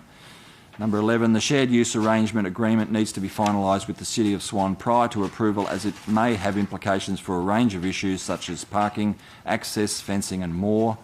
Number 12, the application has not made provisions for any shared use facilities with the general public. Number 13, it is not clear if traffic management plan assessment was completed prior to the increased traffic volumes through Bennett Springs due to the closure of the Reed Highway access going north along Beachborough Road North. And if it's all right through you, Mayor, I will just delete 14 altogether. That's in the RAR report anyway, and I don't think I'm adding anything more than what's already in the RAR report. Thank you. Do I have a seconder? Councillor Catalano. Is there anyone against? Question, Councillor Henderson first. Thank you. Do we have some indication of the number of buses that will be utilising the area morning and night? The school states it has no buses, from my recollection of their deputation, but Bennett Springs Drive is a transport route, so MTT buses, or whatever they're called now, will be travelling up, and I'm not exactly sure where the bus stops are in relation to the school site. Yeah, I thought so. And to confirm, though, the MTT buses, would there be more than one at any one time arriving with kids? It's unusual. I believe from the deputation last week given by the proponents, 99% of their students are dropped off because they have a wide catchment area. And I should say that any traffic that's going to be dropping them off in the future is exactly the same position at about 380 metres up the road, Councillor Henderson, because the school is currently located on the same street, just a little bit further to the west. Yeah. Thank you. Councillor McCulloch, you indicated speaking against. Thank you. Councillor Catalano is the seconder. Councillor Johnson, you have a question? No, you can ask a question. Yeah, thanks, Mr. Mayor. My questions really relate to the reasons. There's an awful lot of reasons here, and if this is rejected, these reasons are going to end up going to SAT and going to be questioned, and I guess the lawyers' fees are going to be quite high. So my first question is about 4.2. So reason 4.2, it says the school main entrance should be an entrance to the school. So I guess my question is, what does that mean? There was an alteration, through you, Mayor, if I may answer it. There was an alteration to the text that I'd submitted to staff, and they'd removed the, I forget the terminology, but yeah, there was a change to the text slightly. There's been a few omissions from the whole text. So it should be exactly that, an entrance to the school. That's what it was supposed to read. Thank you. So how should it read? I just want to make sure it's right on the board so we've all got the correct information, councillors. If you put a comma after that, that might satisfy you, councillor. The school main entrance should be an entrance to the school. The main pedestrian entrance needs to be separate from the need to navigate vehicles. It still doesn't make sense to me. The school main entrance should be that. Oh, I see what you mean, comma. An entrance to the school. Yeah. I think that could be a bit clearer, really. I think that's a bit I'm not going to confusing. get into English debate, right. so... I think we should. Remember, the lawyers are going to have a field over this. Right, the next question is 4. It says kiss and ride area, and it talks about channelization. What is channelization?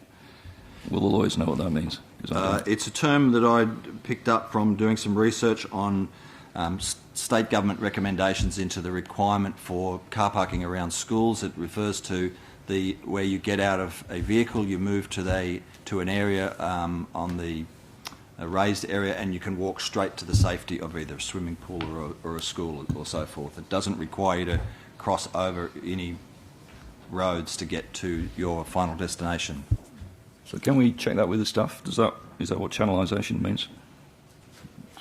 If Mr Russell or Mr Vanderlyn can throw some light on that. Thank you. Thank you.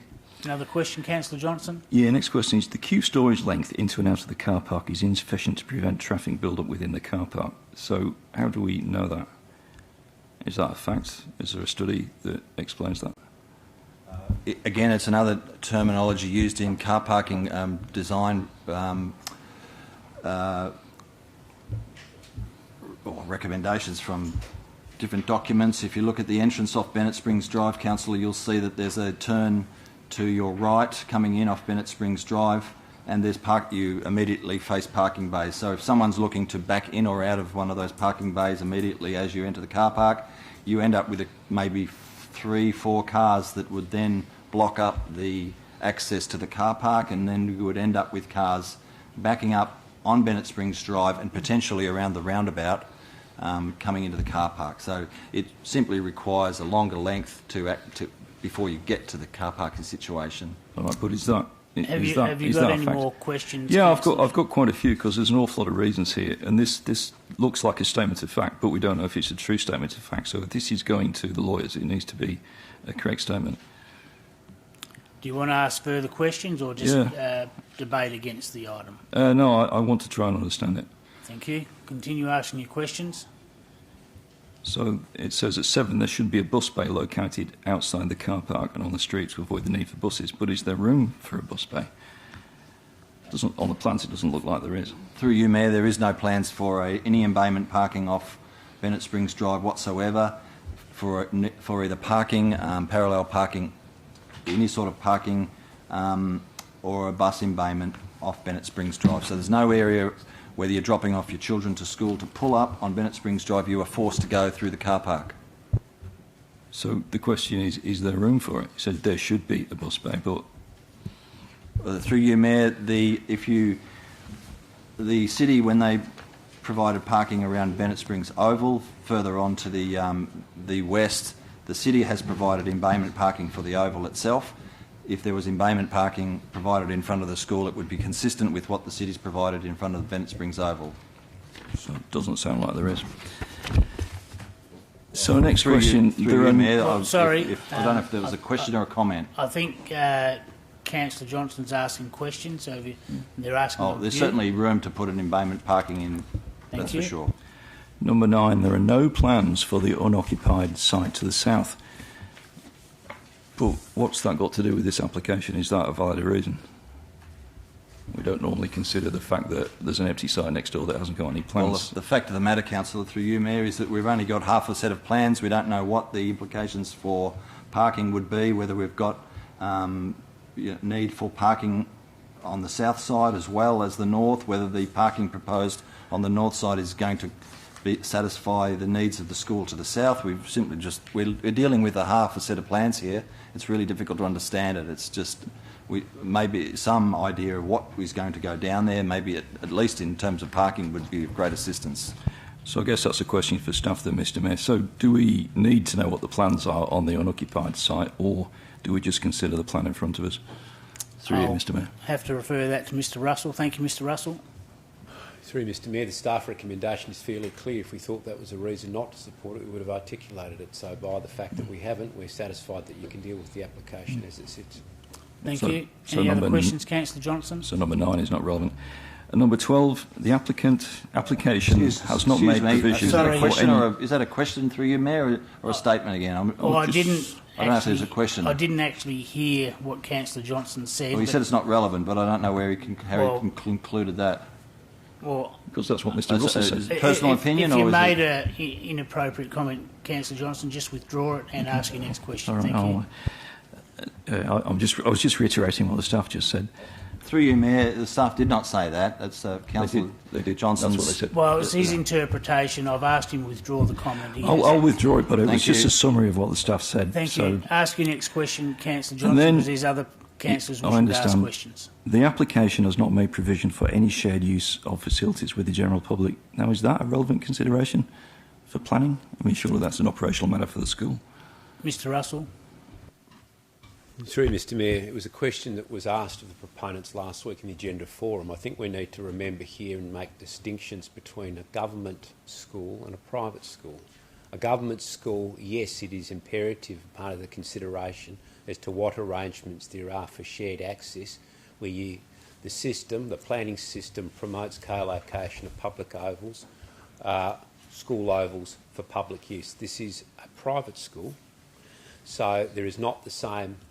The instrument does not place the same general guideline of obligation for shared use with a private school as you would with a public school. Thank you. Any other questions, Councillor Johnson? Councillor Richardson, you have some questions? Thank you, Mr Mayor. Through you to staff, where would the overflow car parking go in the morning in terms of side streets, and how will that affect the residents nearby? Mr Russell. Through Mr Mayor, well, that's a proposition that depends on the simple question as to whether or not the parking proposed is sufficient to accommodate the parking demand for the parents and staff that will use the school. The design of the proposal here is to utilise a kiss and ride. Parents drop off children, children get out of the car, go to the school, and fixed bays where, as we've noted, they park for a period of time, maybe transport the children to school, return to the car and leave. Look, like everything else, people, if they are choosing to park and can't get in, I suppose, like any busy thing, they'll use the kiss and ride. If parents choose to park on local side streets, which is well noted as a common problem with many schools in Western Australia in various locations, yes, it is. It can be a problem, but that ultimately will be up to the school and probably ourselves and the local community to come up with solutions if that was to transpire and become a problem. But there's no evidence at this stage to suggest that it will follow naturally that the parking the proponents have provided will be insufficient, Mr Mayor. Thank you. Now, Mayor, just through you, is there any overflow parking or not? Can I get an answer from staff whether there's any overflow parking provided for or not? This application does not, Mr Mayor. Thank you. Are there any other questions, councillors? We haven't even started debate yet. There is people against, so Councillor Coley, you have 5 minutes to commence your debate. Thank you. Councillors, my aim is not to stop this school going ahead, definitely not. And with an education background myself, I certainly have an interest in ensuring that this school will be the best design possible, or not, well, certainly a better design than what it's currently put forward at. We have a complicated arrangement here of entering the school where every student entering will have to cross through every other car entering the school. There is no overflow parking.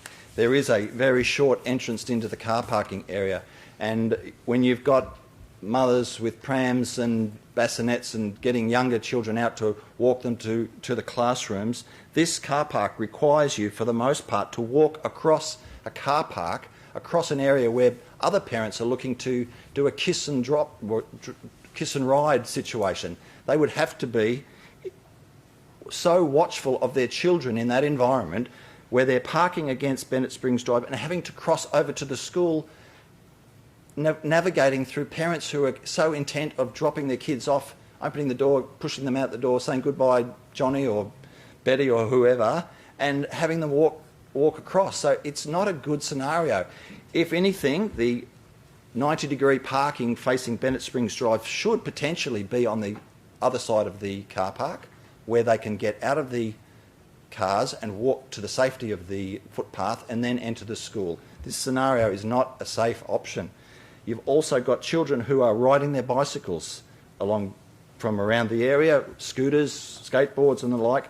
They would enter the front of the school off Bennett Springs Drive, and they also would have to cross across the walkway there, past every parent dropping off children.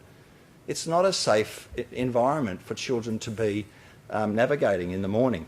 There is no embayment parking on Bennett Springs Drive. You need a hierarchy of parking, whether it's overflow, whether it's for quick stay, drop-offs and so forth. If we do get a scenario where cars entering the car park are built up, they're pushing onto Bennett Springs Drive and around the car park, we have got major problems through Bennett Springs because this roundabout here, Bennett Springs Drive and Crystal Turn, is the key sort of area to negotiate if you're travelling any way east or west through Bennett Springs. It's important we get this right, councillors. I heard staff were saying before that, you know, this is a common problem amongst primary schools. Well, and we can come up with solutions at a later date. Once we approve this, this is done. It's not like we just go back to the school in coming years and say we want to change this. Once we approve this, it's approved. It's final. It is not the best option. It is not a workable option. We have late submissions coming in from the community that aren't even included in this RAR report. There's 18 submissions here to refuse it. Mind you, there was 12 for the school, but there are late submissions coming in pointing out the parking situation. Look, again, my aim is not to stop the school going ahead. My aim is to get the best outcome. Now, if this slows down the approval of the school for the short term, then it is to the benefit of the school that they will review this, take on board the comments that I've put forward, and come up with a better option for the benefit of the school children. Councillors, this will not be an ultimate decision of council. This will go to the JDAP. It'll be a decision of the JDAP. This is simply even if some of these items are not grammatically correct or not 100%, of concern to the JDAP committee, these items would be considered by the JDAP then, and it would ultimately be their decision. They do not have to accept my motion, but at least they will consider them. And as far as I'm concerned, as a councillor, as a ward councillor for the area, I will be satisfied that at least I've put my thoughts forward to make sure that that school environment is going to be safe for all students in the future. And I would encourage the school to take on board the comments that I've made and consider them at full length. Of course, some of them are more important than others, but the issue around the car park arrangement, the need you have to 30 seconds left. Thank you, Mayor. The need to cross over the walkway to get into the school and navigate through every car that's coming in to drop off, whether they be kiss or ride, whether they be stopping there, whether it be a bus. Now, the situation with a bus, of course schools are going to have a bus. Of course schools are going to have that. They're going to go on excursions. They're going to go to sports carnivals. They are going to have buses. To think that if you come back from a sports carnival, at the same time as when parents are picking up, the bus will have nowhere to park but to go through that car park. So you've got parents with prams, with children, people who are in a hurry, people who are not in a hurry. You've got buses, a bus or two buses coming through that area. It is not a good solution, councillors, and I encourage you not to support this, to send it to JDAP and let them consider these points and make up their own mind. Thank you, Councillor Kiley. Councillor Catalano is the seconder. Yes, thank you. The first thing to consider is that Bennett Springs is a very well-settled suburb. The people have been there a long time and they're used to the suburb and the traffic conditions in the suburb as it currently exists. On the other hand, they were promised a school and there's quite a lot of people that want the land developed and they're happy for a school to go there.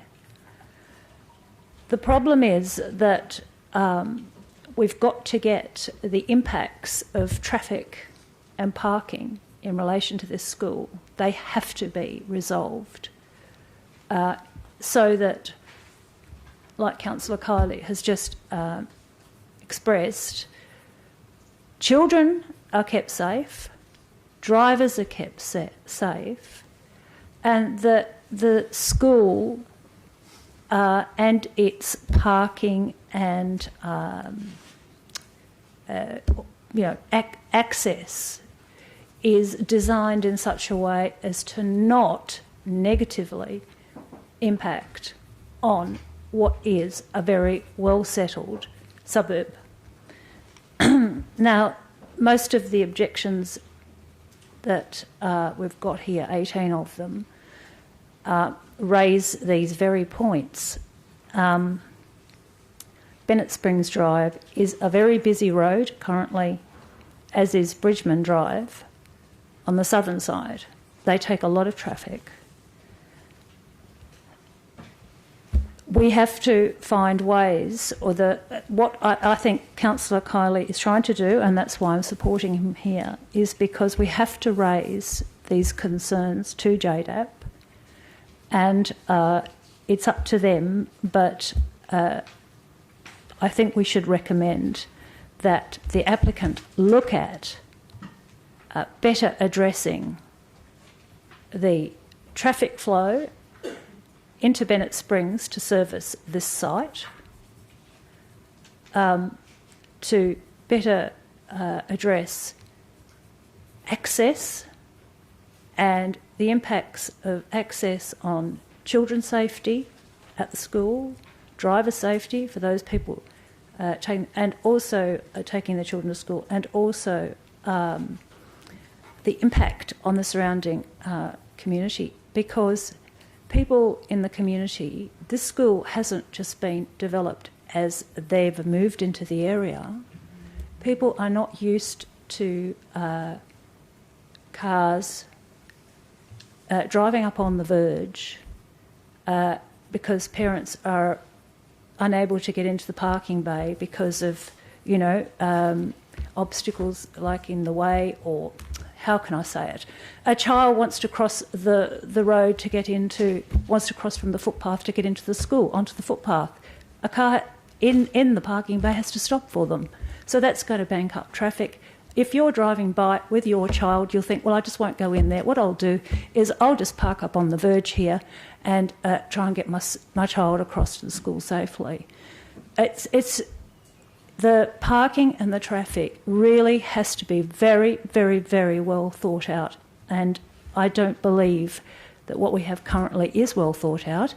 And I also take up the point that because we've only got the plans for half the site, in fact, it's only half thought out because we don't actually have the plans for the other half of the site, which will equally impact the traffic on Bridgman Drive. So I do think that it's great that the school is going there and wants to locate there, and I think a lot of people in the community support something being done on the site and the school to be there.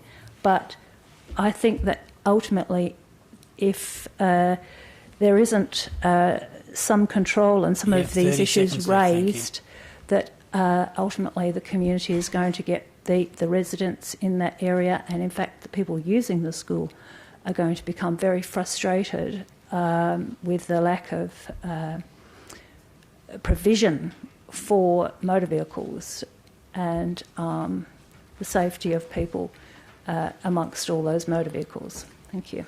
Thank you, Councillor Catalano. Speaker against the motion, Councillor McCulloch. Thank you.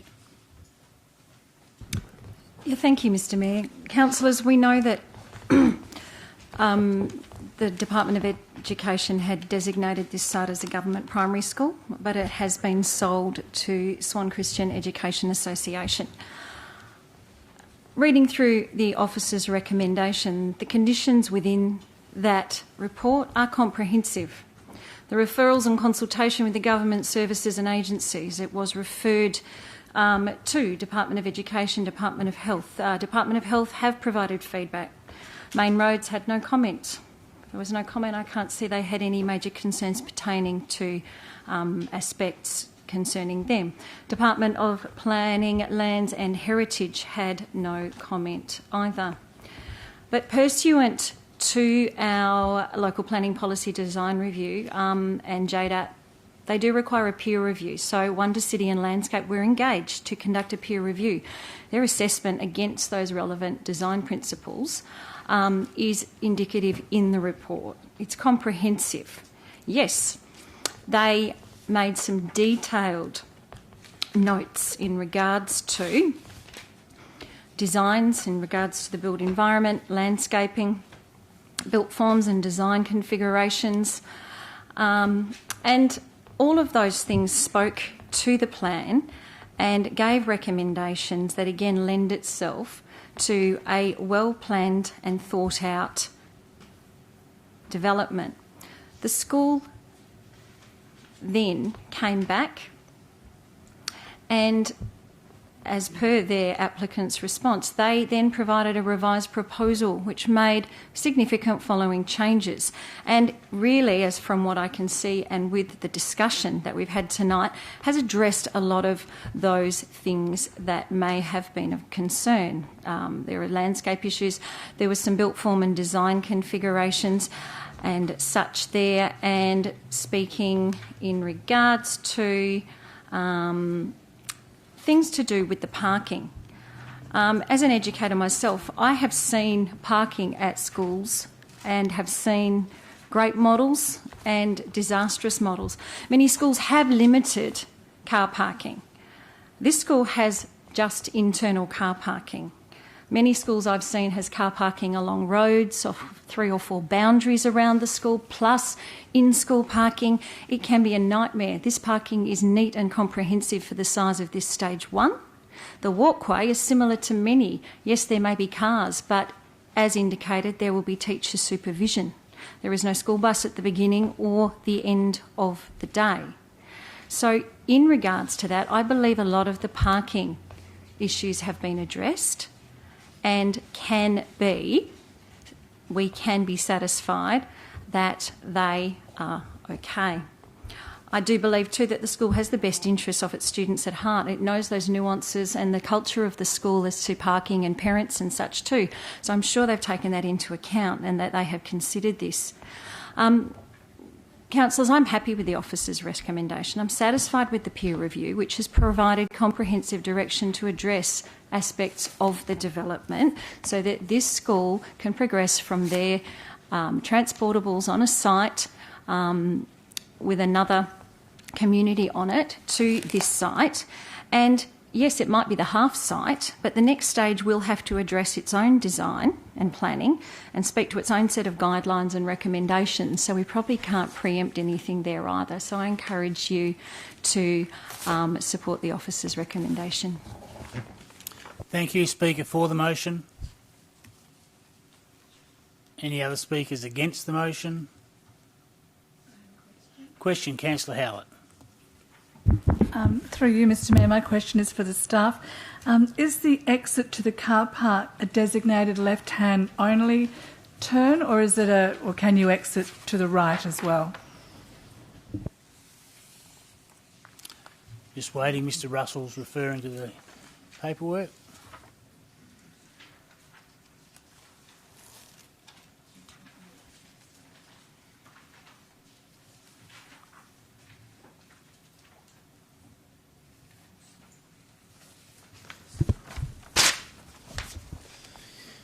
Mr Mayor, if you look at page 242, we can see off Bennett Springs Drive.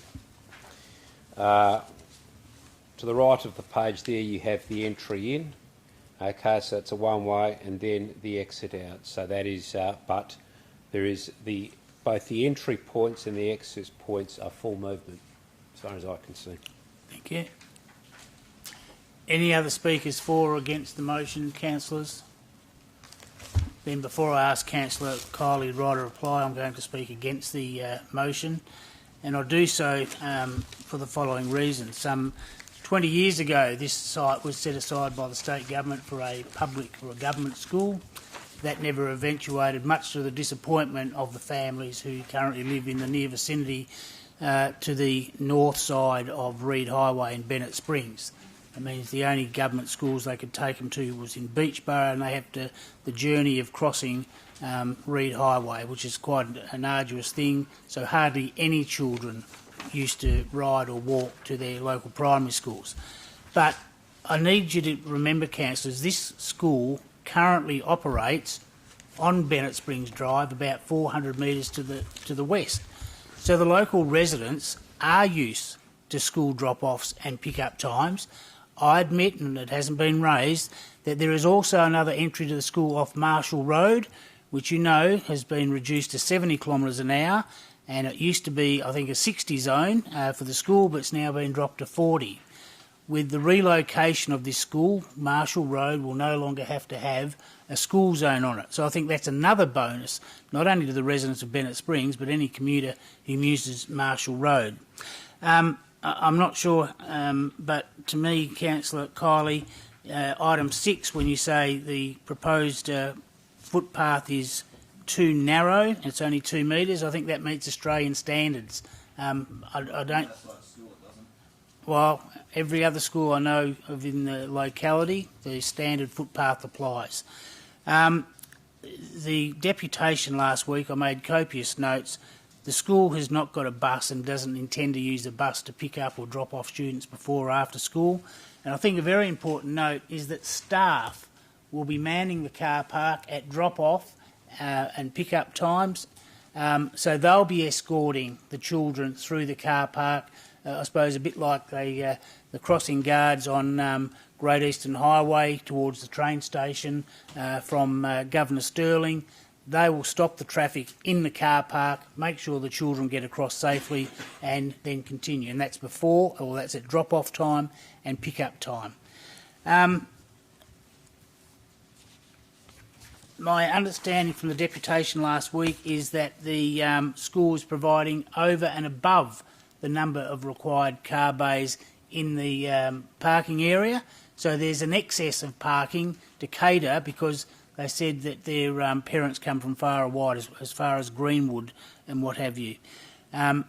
Item 9, when you had unsatisfactory landscaping and the drainage, well, the drainage you took out of item 14, that drain that runs through the site is a man-made drain. It was put in about 50 to 55 years ago for vegetables that were grown on site to store water. So it has no natural drainage flow through it, and obviously they want to fill it in because they believe that it would be a danger to keep it on the school site. Not only could children fall into it when it's dry, but they could fall into it when it's wet. I'll just make sure I've got all my notes.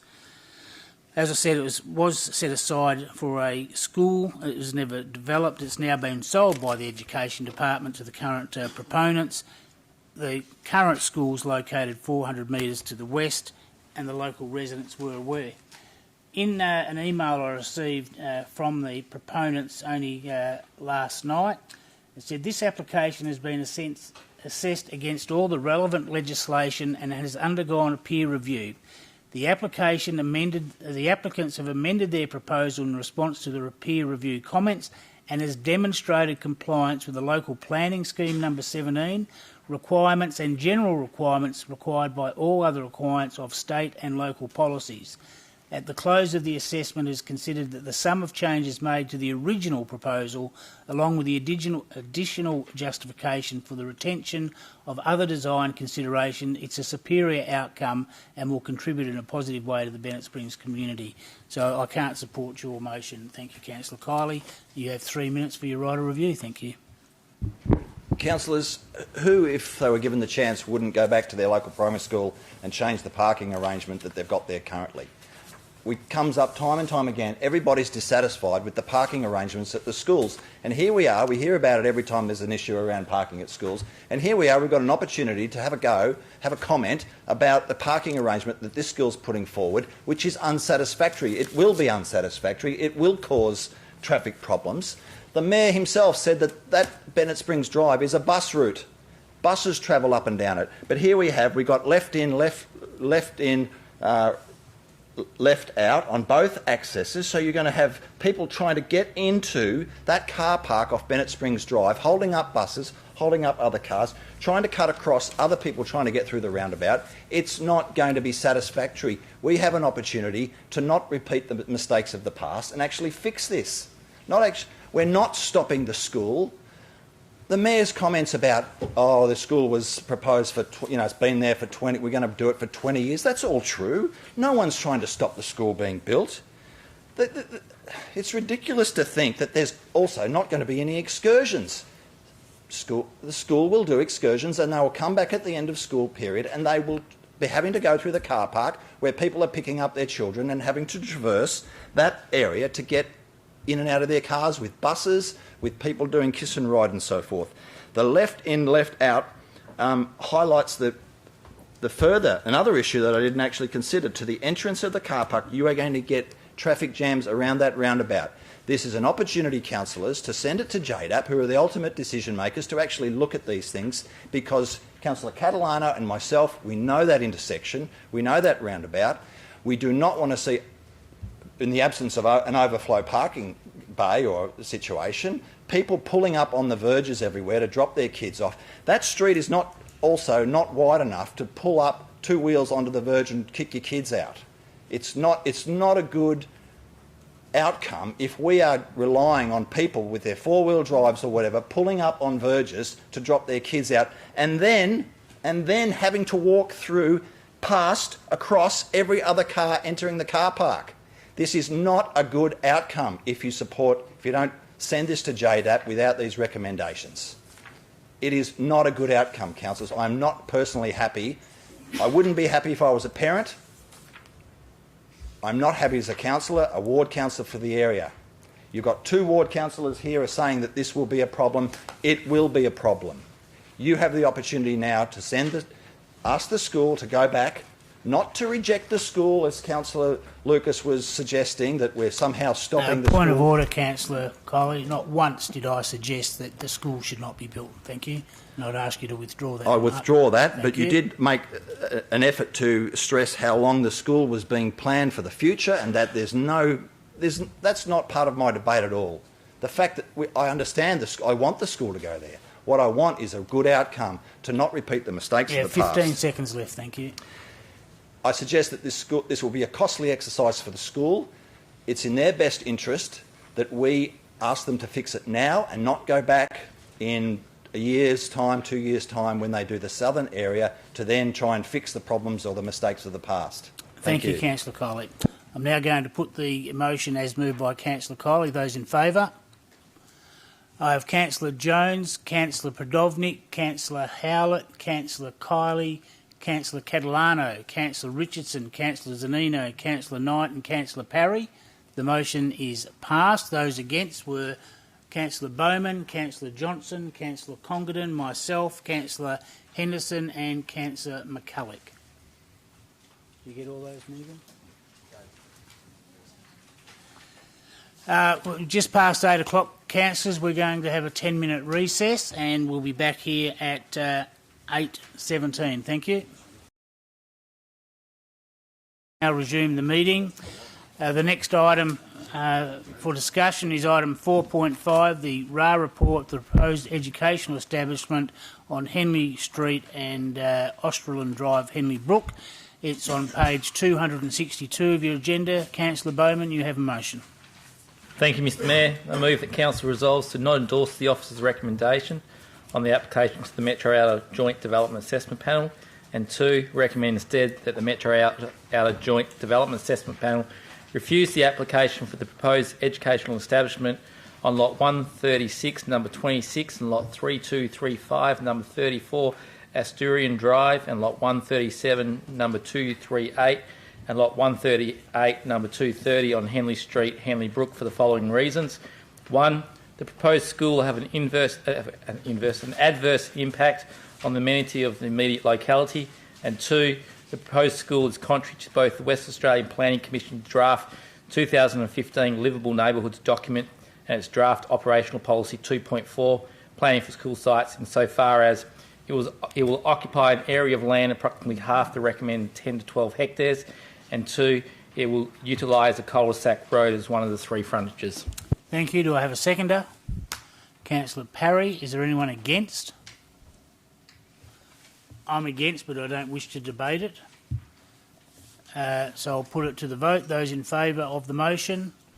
I have Councillor Jones, Councillor Bowman, Councillor Johnson, Councillor Howlett, Councillor Kiley, Councillor Catalano, Councillor Henderson, Councillor Zanino, Councillor Knight, Councillor Parry, and those against were myself, Councillor McCulloch and Councillor Richardson.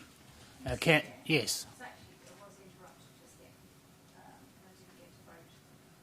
So which way are you voting, Councillor Richardson? So you're supporting it. Thank you. As I said earlier, you must pay attention to make sure you don't miss the opportunity to vote. I'm sorry, Mr Mayor. It was my fault because I was missing my schedule to read the motion. It was with Councillor Richardson. That's fine. I accept that. So other than Councillor McCulloch and myself, everyone else was in support, and Councillor Congdon's not back in the room. And Prodovnik. Thank you. That takes us to the next item, councillors. Item 4.7, change of use of warehouse to lunch bar on Beringer Avenue in Malaga. And Councillor Bowman, it's on page 427, councillors. Thank you.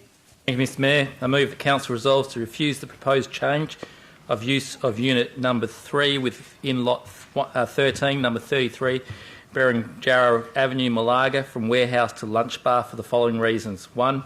The proposed use of Unit 3 as lunch bar would require the provision of 11 car parking bays pursuant to the parking standards of the City of Swan Local Planning Scheme number 17, where the shared parking requirements for Unit 3, 4 and 5 in this complex would be 22 bays and where only 15 bays are available.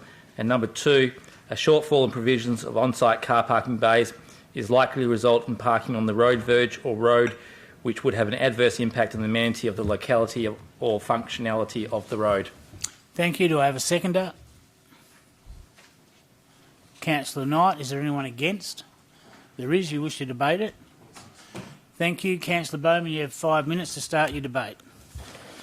Mr Mayor, I'm just going to be really quick on this one. I'm not going to go into detail as there was a lot of questions asked during Council forum on this item. What was submitted to the City and what the applicant's consultants advised us appeared to be very different. This is not a lunch bar, and consider it a lunch bar I believe is not correct.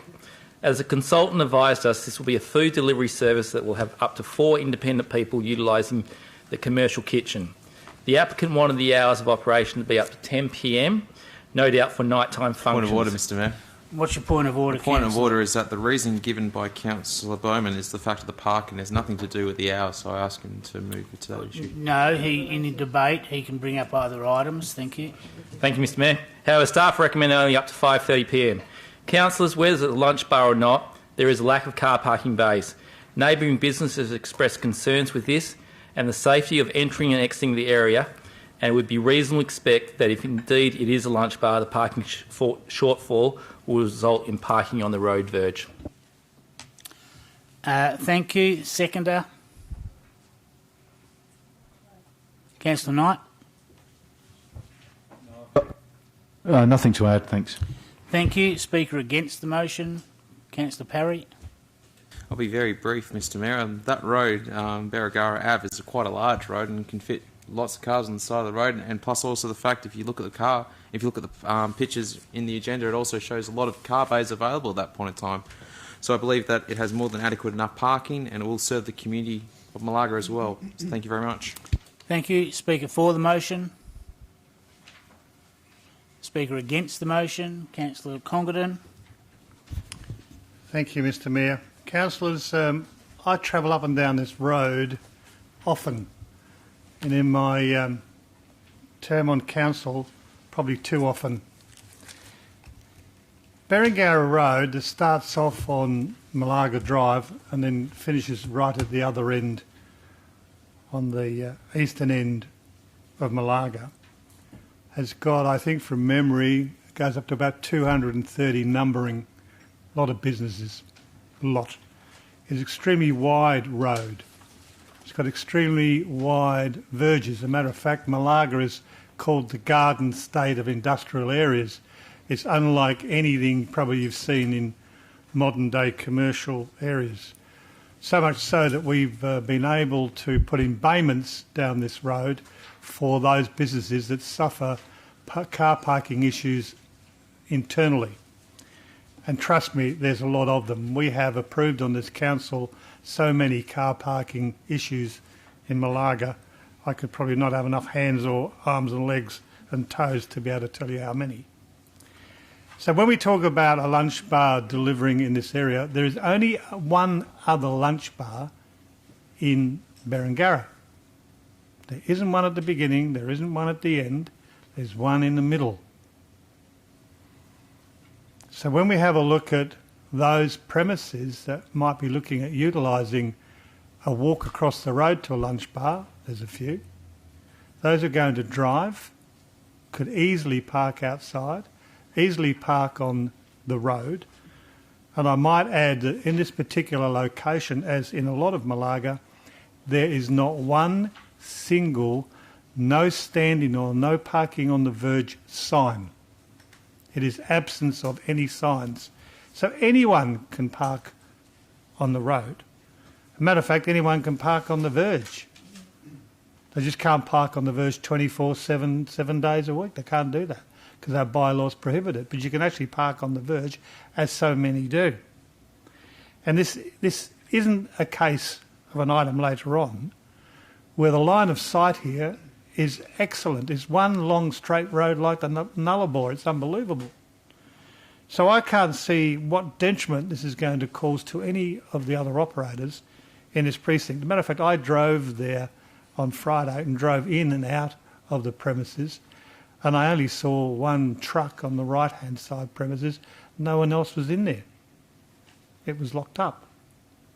So I can't see why we need to refuse this small operation to operate a delivery service to premises and allow for the occasional walk-in. Thank you. Thank you. Speaker against the motion. Councillor Kiley. Thank you, Mayor. Councillors, we heard last week that it's a lunch bar, but I wasn't convinced that it was a lunch bar. I was more convinced at the end of the deputations that it was probably going to be a commercial kitchen, making food and delivering it to the area. But ultimately, we don't have provision in our scheme to approve that. So in some ways, lunch bar may be correct, may not be correct, but ultimately this is an area which would suit a commercial kitchen, in my view. If we did, we under a lunch bar provision, the access to and from that facility would there's a restricted area for pedestrians to walk through and not enough parking, as we can see. But ultimately, Malaga is the cake capital of Western Australia, as I understand it. We produce a lot of cake in Malaga, so I've recently been told. We already produce food in Malaga. We already manufacture food in the area. I don't have a problem if this is a kitchen which manufactures food for delivery to other areas, and I think ultimately that's what it is, more so than a lunch bar. And so I'm going to be supporting this. In actual fact, I don't want to see a lot of pedestrian traffic go there because it has restricted movement and access into the site. There is not enough parking for a lunch bar as such, although that doesn't stop other cake shops and other pastry shops selling from the actual facility where they manufacture. It occurs quite often. So if this is a facility where they will manufacture food and distribute it to the broader area, then I would support it, whether it be called a lunch bar or a restaurant. But we can't approve I think, excuse for a restaurant, if I'm right. But either way, I'm in support of the or not this motion, but supporting the lunch bar itself. Thank you. Thank you. Speaker for the motion. Any other speakers for or against? Councillor Johnson first. Yeah, thank you, Mr. Mayor. I guess the question that needs to be considered by Council is just there needs to be a few obvious facts. So, question to ask: is it a restaurant? It's an ex-use, so that can't be approved. Is it a takeaway? That's an ex-use, so it can't be approved. A lunch bar is D, discretionary use, so that's what they've applied for. It could be approved. Use not listed, X, can't be approved. So a few councillors have raised issues. Is it a food delivery service? Is it a ghost kitchen? In which case it's a use not listed, so it's not permitted. However, the applicant has applied for a lunch bar, which is a discretionary use. Now, councillors, where a use is new or novel, and potentially this ghost kitchen or food delivery kitchen could be novel and could fit into one or more of the existing use classes, it is reasonable for the applicant to apply for the use that is permissible. In this case, a lunch bar, and for the assessing planner to consider the application against the permitted use, which in this case is a lunch bar. Now, councillors, this situation where there's a potential novel use which doesn't quite fit our existing planning scheme has happened before. We're well aware of a very large conundrum where a new or novel use, I don't want to mention it, which could have been considered as a community purpose, which was D, but which was considered as a use not listed, X, ended up costing a lot of money. I think we know which one we're talking about. As councillors, we need to assess the application against the use applied for, which is a lunch bar, which is discretionary. It's not for us to say the applicant is going to use it for something else. If the applicant uses this for something else, this lunch bar, that's in the realm of compliance. If they use it for a commercial kitchen, they use it for a ghost kitchen, then we call in the compliance team after we've supported it. And that's our scope here this evening. We're just looking at, is this a lunch bar? In which case we have the discretion to approve it. And the officers have said, in their professional expertise, that it is a lunch bar. Now, councillors, I guess really the real question, of course, is about parking. And we've seen from the photos of other councillors have pointed out on pages 451 to 461, that's the only new part I can add to this, there's no shortage of actual parking at this location, despite the theoretical shortfall. It's a lunch bar with plenty of parking, and so we should approve it. Thank you. Thank you. Councillor Henderson, you indicated you wish to speak. Briefly, councillors, just to add to part of Councillor Congdon's debate,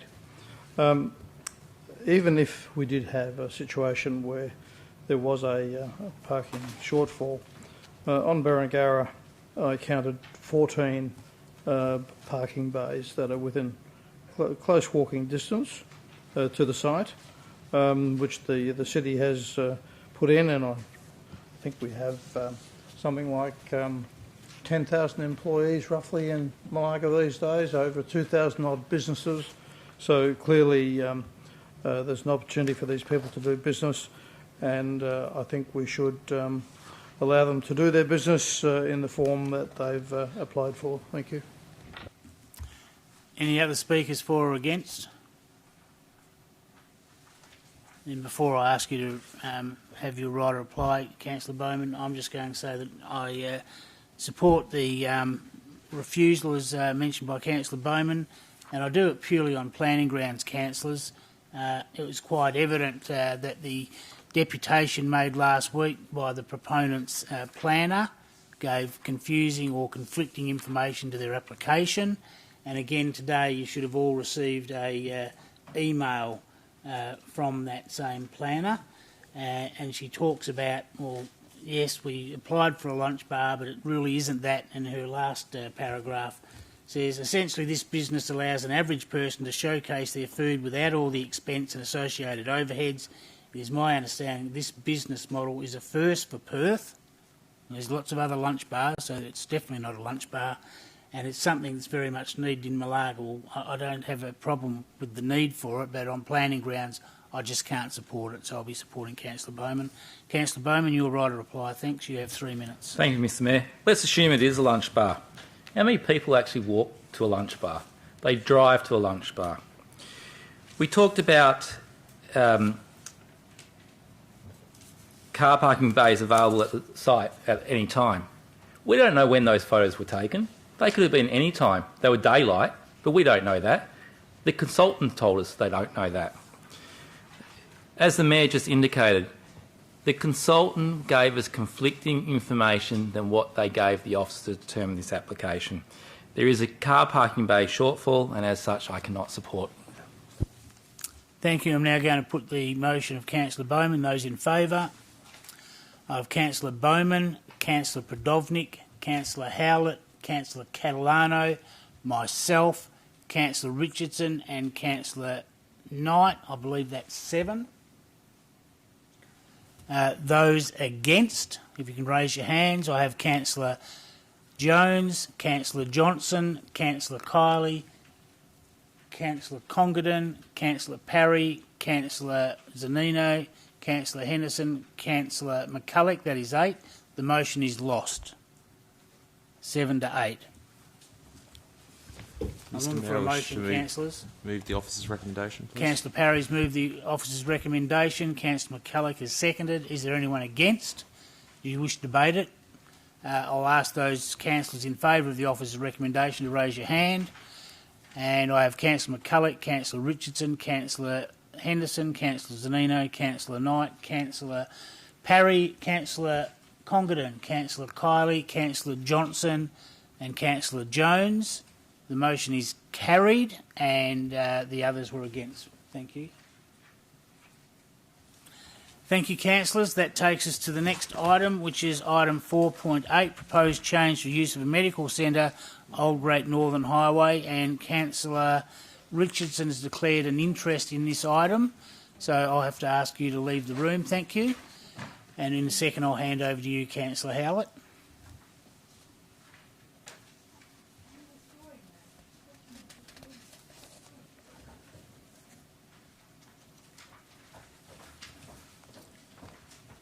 Don't go too far, Tanya. Councillor Howlett. Thank you, Mr Mayor. I wish to withdraw this motion. Thank you. I need a motion, councillors. Councillor Johnson. Moving the officer's recommendation. I have a seconder in Councillor Bowman. Is there anyone against? Amendment. What is your amendment, please? No, I withdraw that. There's no amendment. Thank you. So I move Councillor Johnson, second Councillor Bowman. There's nobody against. Then I declare it carried, other than the fact that Councillor Richardson was out of the room. If we could have her recalled to the chambers. Thank you.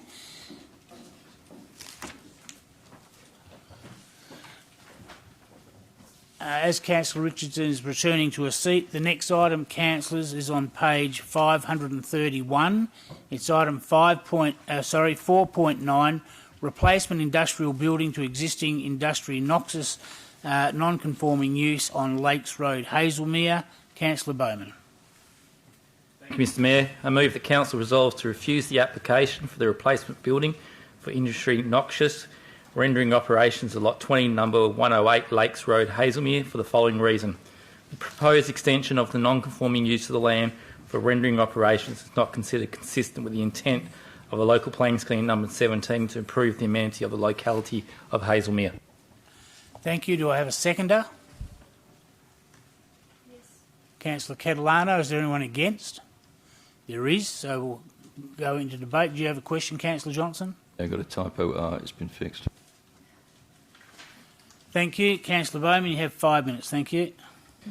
Councillors, non-conforming use comes about because the use was operational before the relevant town planning scheme came into effect, and as such, it would not be fair for any non-conforming use to have to cease operations immediately. The town planning schemes advise what is permitted and what is not, and expected over time those non-conforming uses will reduce one by one. Whether the operations cease, they decide to move to a more appropriate location because they want to extend, or the non-conforming use is reduced. A simplified example of this is perhaps a shop that has many customers each day changed to an office that only has a few customers a day. For some, this could happen in a short period of time. For others, this could be decades later. But in the end, the non-conforming use is extinguished. Otherwise, why do we have a town planning scheme? It does not matter what the non-conforming use is. It is non-conforming and it has been identified that this is not the correct location for the operations. This item is for industry noxious and is located in a general industrial zone. It has been there since 1953, but now they want to replace an existing 1,300 square metre building with a new 1,500 square metre building. Councillors, I pose the question, how is the non-conforming use reducing? What is the reduced impact? It has been suggested that the new facility is expected to produce no more noise and less odour. This may be true. However, to allow for an increase of 200 square metres or 15% to the current size of the building is not reducing in non-conforming use. To allow for a brand new replacement building is not doing anything to eventually move this non-conforming use to the appropriate area.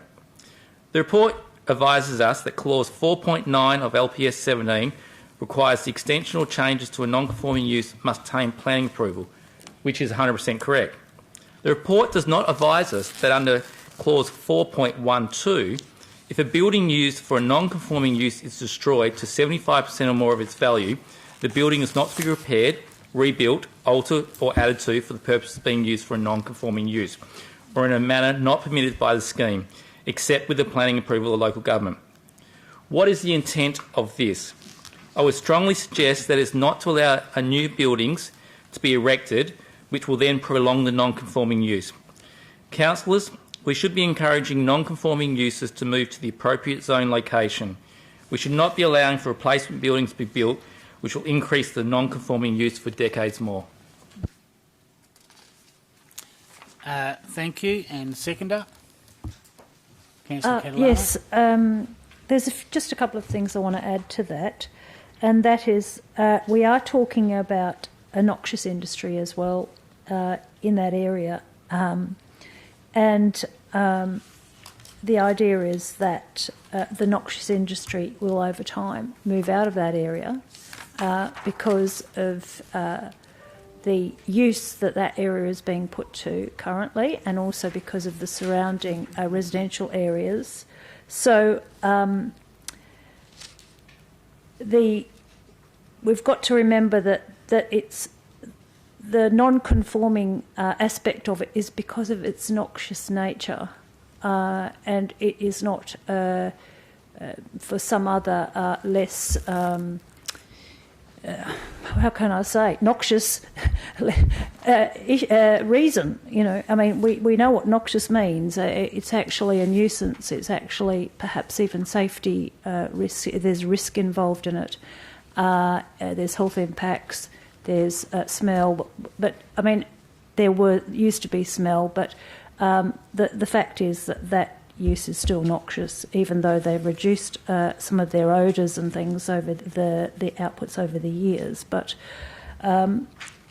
as Councillor Bowman says, this kind of activity needs to be out of the area. That's orderly. That's proper and orderly planning according to our local planning scheme. And we don't obviously get to that position where noxious industry like this is moved out of the area by, as has been said, allowing it to basically increase its footprint, increase its maybe capacity in terms of increasing that footprint, and thereby settling itself in for a few more decades. I don't think that's what the LPS is intending. Thank you. Thank you. Speaker against the motion. Councillor Kiley. Thank you, Mayor. Councillors, this is a non-conforming use. However, I look upon this change to the building or the improvement to the building as an improvement to a non-conforming use, which will result in less odour, less noise, less smell. If you look at the report on page 534, you'll see that it is expected to significantly reduce odours as confirmed by DEWA. It will reduce the odours, so that's one issue. We talk about noise emissions. Just have a look over on page 538, and it probably relates to amenity. You'll see that the subject lot is right in the middle of an existing array of industrial buildings already. It's not abutting a residential area, it's not abutting a reserve or a park or anything like that. It is smack in the middle of the subject lot. What they're trying to do, and if you'll see there that it's got a very rusty, if you look at on page 539, you'll see a rusty old roof, and the current arrangement of buildings is an arrangement of about 5 buildings that they've added to over the years to probably expand a non-conforming use over the years. But what they're proposing is a new shed, a new building, which will have a new floor. And instead of leaking material into the ground in the area, they are going to put a new slab floor across the whole 5 buildings, and have a better collection process and filtering process to divert the water to the tanks on the left-hand side. You can see that the tanks there are covered in plastic, and they filter all of the solids out of the material and put the water in a treatment process, which makes up a large portion of the whole site. So they're actually, while it is a non-conforming use, they're actually making an improvement to it. And we have an option now to let them go ahead for another continuing non-conforming use for another 20, 30, 40, maybe 50 years, where we have noise, we have odour, we have ground seepage of a range of materials, or we make an improvement to it now and let them improve that building so that they continue that non-conforming use, which they will anyway, and we end up with a better outcome in terms of noise, odour, smell, and improvement in inefficiencies for not only the applicant, the operator of the site, but it will benefit the broader community as well. You'll see also that they talk about they're going from a hot cooking process with a high odour profile, and instead I gather that it means to say we will replace it with a low temperature rendering process which has a low odour profile. So they're going from a high odour profile to a low odour profile. So it will be an improvement to the amenity of the area. It'll be less noise, less pollution. I'm also informed that the trucks, when they come in currently, after they've dumped all of the offal, I think that's probably the best way to describe it, into the facility, the trucks get washed down out in the open. This facility will allow the trucks to be hosed down with inside the shed over a cement floor, which would collect all of the runoff from the vehicle. So it is a non-conforming use, but we are not improving the amenity of the area by rejecting this application. We are continuing, probably bad processes and not improving anything for the broader area. So I encourage you to reject Councillor Bowman's motion and approve the facility improvement. Thank you. Thank you. Speaker for the motion. Any other speakers for or against? Councillor Johnson. Yeah, thank you, Mr. Mayor. Look, Talmans is a long-established non-conforming industry noxious use.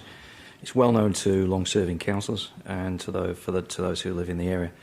It's in my ward, and I drive past Talmans once a week, and I'm well aware of the smell, and I'm aware of the other impacts through talking to people in Hazelmere and reading about the history of it. I'm told, and I've read, it was far, far, far, far worse in the past than it is now. The application, as Councillor Kiley says, and it says in the report, is for a new building to improve still further the environmental performance of Talmans, which has been improving its impacts over the years. You'll notice there's only one objection. I think 20 years ago this business would have drawn far more attention than it does now. The upgrade is going to improve the amenity of the area, not make it worse, so I support the officer's recommendation. Thank you. Speaker for the motion. Any other speakers for or against the motion, councillors? Councillor Bowman, you're right to reply. Thank you. You have 3 minutes. Thank you, Mr. Mayor. Of course, it's not abutting a residential area or a park. It's in a general industrial zone. Councillor Kiley's debate gave me more reasons of why we shouldn't be approving this. The leakage into the ground, if that's occurring, there's bigger problems than a non-conforming use. Non-conforming use is designed in our town planning scheme to eventually eliminate it. We don't want it there for another 20, 30, 40 or 50 years, because why then have we got local planning scheme number 17 that says in this area this type of activity should not be allowed?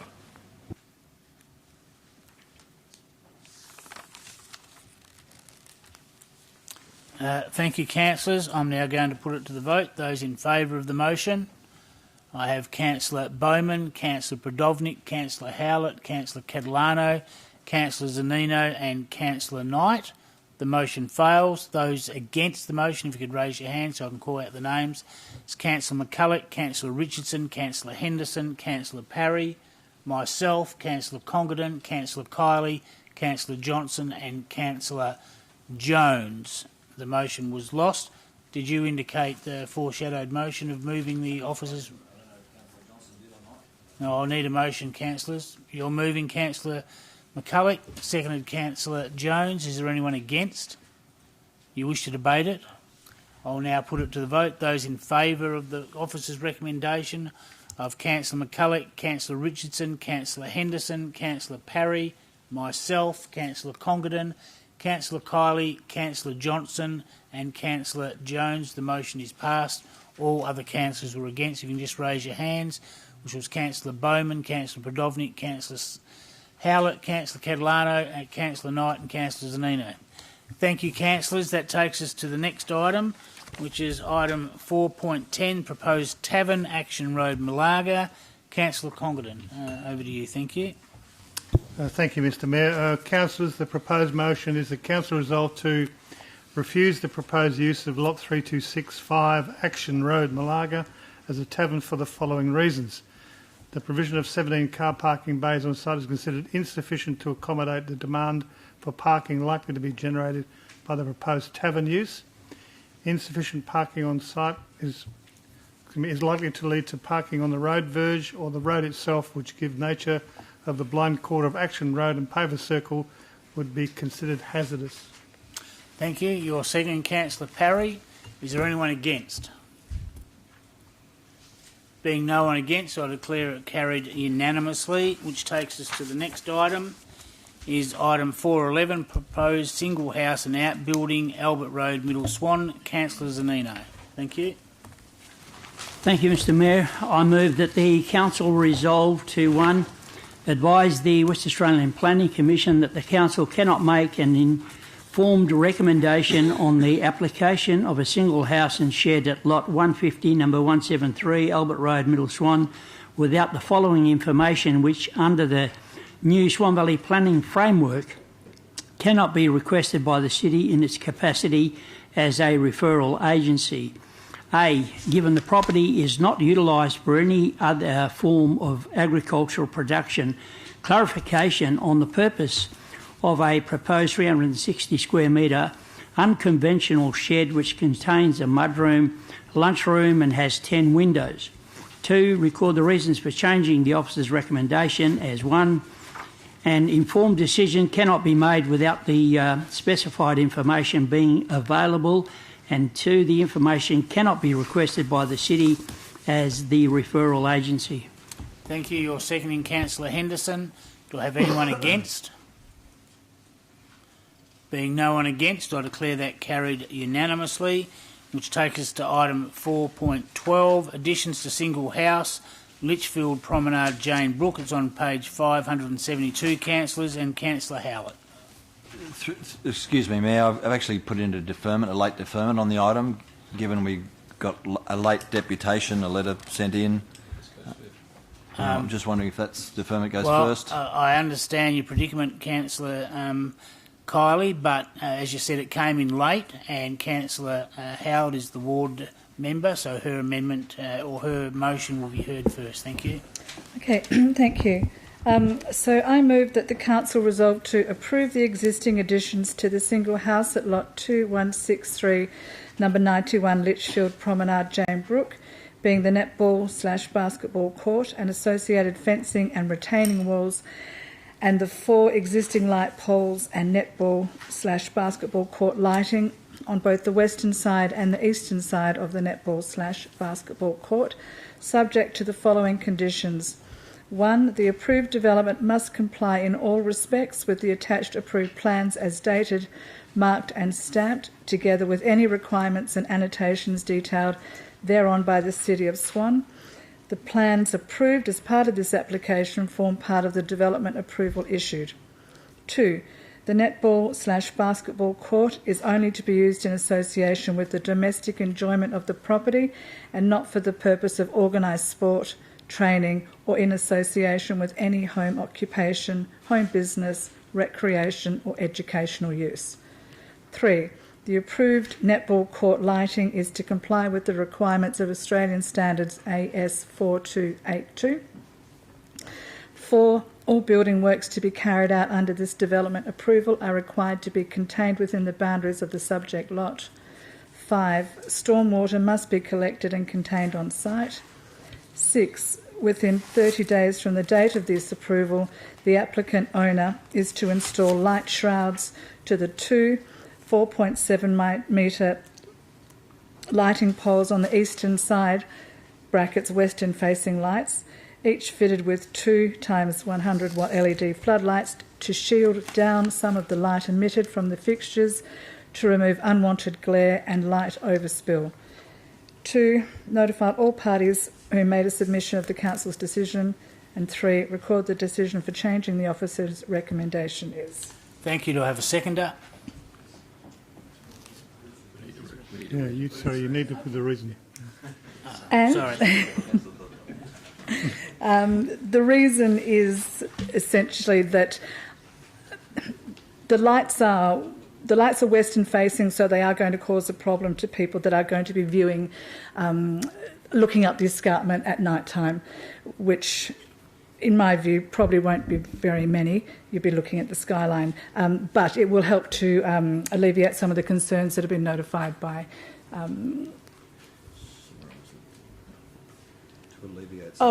excellent, I see. To alleviate some of the concerns of the neighbours with regards to lighting. Thank you. You're seconding Councillor Podovnik. Do I have anyone against? I do. You wish to debate it? No? Only Mayor that I want to put in for deferment on the item. Thank you. Okay. Any other councillors wish to debate? Then I'm going to put the motion. Those in favour? I have Councillor Jones, Councillor Bowman, Councillor Podovnik, Councillor Johnson, Councillor Howlett, Councillor Catalano, Councillor Congdon, Councillor Parry, Councillor Knight, Councillor Zanino, Councillor Henderson, Councillor Richardson and Councillor McCulloch. The motion is passed. Those against? Myself and Councillor Kiley. The motion has passed, thank you, 13-2, which takes us to the next item. Item 4.13, existing overwidth driveway leader past Allenbrook. Councillor Bowman. It's on page 587, councillors. Thank you, Mr Mayor. I move that Council resolves to refuse the retrospective application for the existing overwidth driveway at Lot 19, number 14, leader past Allenbrook for the following reason. The application does not comply with the requirements for vehicle access as set out at clause 5.3.5 of the Residential Design Codes of Western Australia, Volume 1, in that the driveway does not provide for pedestrian safety. Thank you. Do I have a seconder? Councillor Kiley. I was almost going to call the motion lapse. Please make sure you put your hands up in an appropriate time. Is there anyone against? There is. You wish to debate it? Don't wish to debate it? No. Councillor Bowman, I'm just going to put it to the vote. Through Mr Mayor. Yes. I think I've got some important information that perhaps should be shared to make up so Council could be fully informed. Thank you. The normal practice is, and I'll take some additional advice from Ms Albrecht, is that if no council wishes to debate the item, even though they may against, we generally put it straight to the vote. Councillor Bowman. Councillor Catalano. Can I move a motion that we actually do hear the debate on this one, or at least... I'll take advice from Ms Albrecht. Ms Albrecht. Councillor Bowman has moved a motion. It has been seconded. The councillors indicated they did not support the motion but don't wish to speak against it. Through you, Mr Mayor, the way the meeting procedures local law is currently drafted, it's those councillors that are against a motion that can call for debate of the motion. It's one of the things that is being looked at as part of the meeting procedures local law review.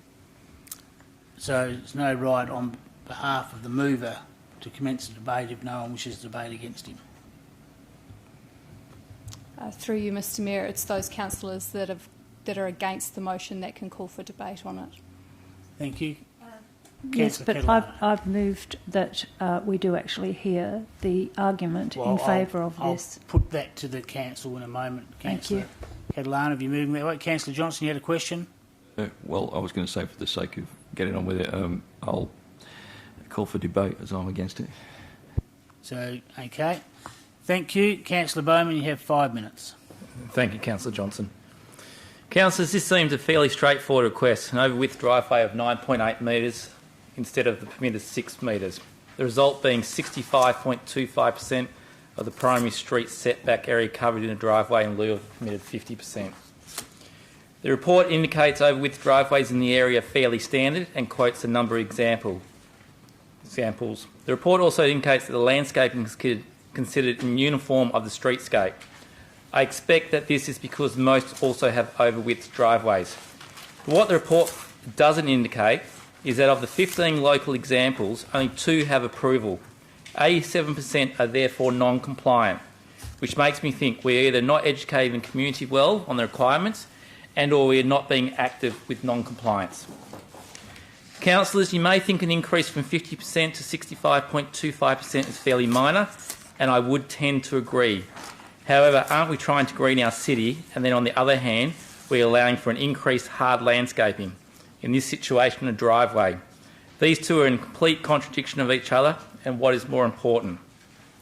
I understand the need of homeowners with multiple cars, caravans, boats, etc. But this should not come at the expense of the greater community in losing soft landscaping, lawns, gardens, shrubs and trees. As we see in this example, it's never just one, and many want to push it further and further. Councillors, we're all aware of examples of developments where it appears that it's all hard landscaping, and we often comment on the lost opportunities. Even if we were to look past all of this, there was an even bigger concern that I had, and this was, would this extra width driveway pose any danger to the safety of pedestrians? The report indicates there is no dividing front fence, which is true. But what the report fails to indicate is there is a footpath in front of this property. The distance from the garage door to the footpath, I've been informed, is 5 metres. Therefore, if 1 or 2 reasonable sized cars are parked in the driveway, part of the car is obstructing the footpath, which would be a further compliance issue. Exiting the property in a forward motion from this proposed extra width of the driveway would be somewhat dangerous. Doing it in a reverse motion is an accident waiting to happen, as you cannot safely observe any child is using the footpath from the western direction. If I have my directions correct, that is. Councillors, I've done a drive-by of this property twice now, and on both occasions a vehicle was parked in the driveway and was obstructing part of the footpath. Councillors, as I've previously indicated, this may seem like a straightforward application. However, for me as an elected representative of this community, I cannot support this application when I know that to do so is potentially putting pedestrians, but more so children, in danger. Thank you. Seconder, Councillor Kiley. I reserve my right to speak on this item, Mayor. Thank you. Thank you. Speaker against the motion, Councillor Johnson. Don't wish to debate. Councillor McCulloch, you wish to debate?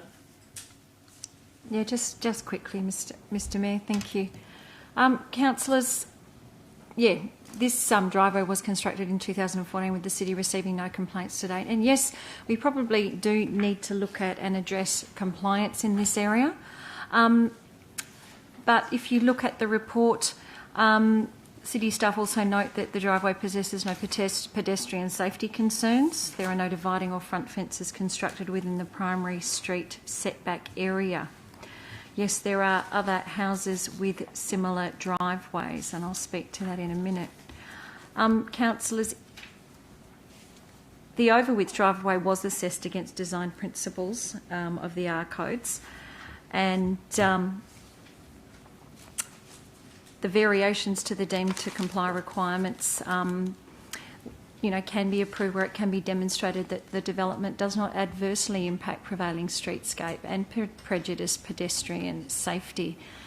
Councillors, I believe that as a retrospective approval that we can approve this, and maybe moving forward we can look at and address residents' understanding of or lack thereof of residential driveways and the planning framework that guides these approvals. Thank you.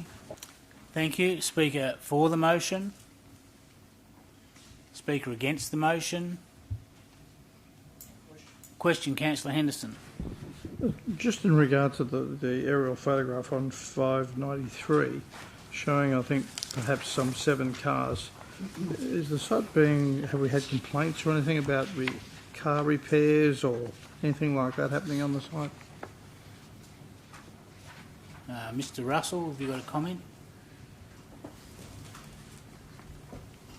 Through you, Mr. Mayor, there's no applications to suggest that the applicant has applied for any home business or anything other than the simple domestic arrangement of parking domestic vehicles on the property. Thank you. Any other questions, councillors? Any other speakers? You want to speak now, Councillor Kiley? Thank you, Mayor. Councillors, I supported Councillor Bowman's motion because I wanted to hear his argument. I will probably not support it when it comes to the vote. I think that this is clearly an intent of this resident to build a shed out the back and house those vehicles. I'm not sure for what purpose, but they're going to be using that rear lot anyway, and they currently are. As you can see from the photograph, there's cars already out there. I would rather see them going over a paved area, which would probably be a safer option for pedestrians than it might currently be unpaved. This is just the nature of what people in the suburbs want. They want over-width driveways, and they want sheds and so forth, and they will make use of it regardless of whether we approve the over-width driveway or not.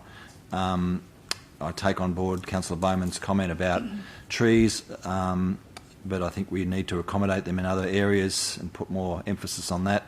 But in this case, I'll be not supporting the motion. Thank you. Any other speakers, councillors, for or against? Then Councillor Bowman, you're right to reply. Thank you. Thank you, Mr. Mayor. Mr. Mayor, if there was more distance from the garage to the footpath, I would have no problem with this.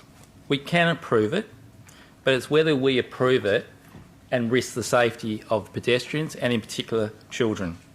Councillor Kiley said about what we want we get or something like that. We don't always get what we want.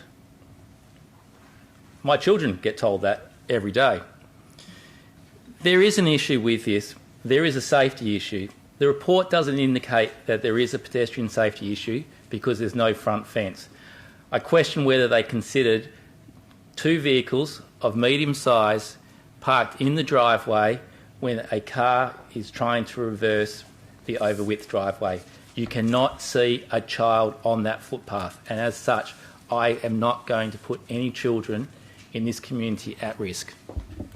Thank you. I'm now going to put it to the vote. Those in favour of Councillor Bowman, Councillor Prodovnik, Councillor Howlett and Councillor Catalano.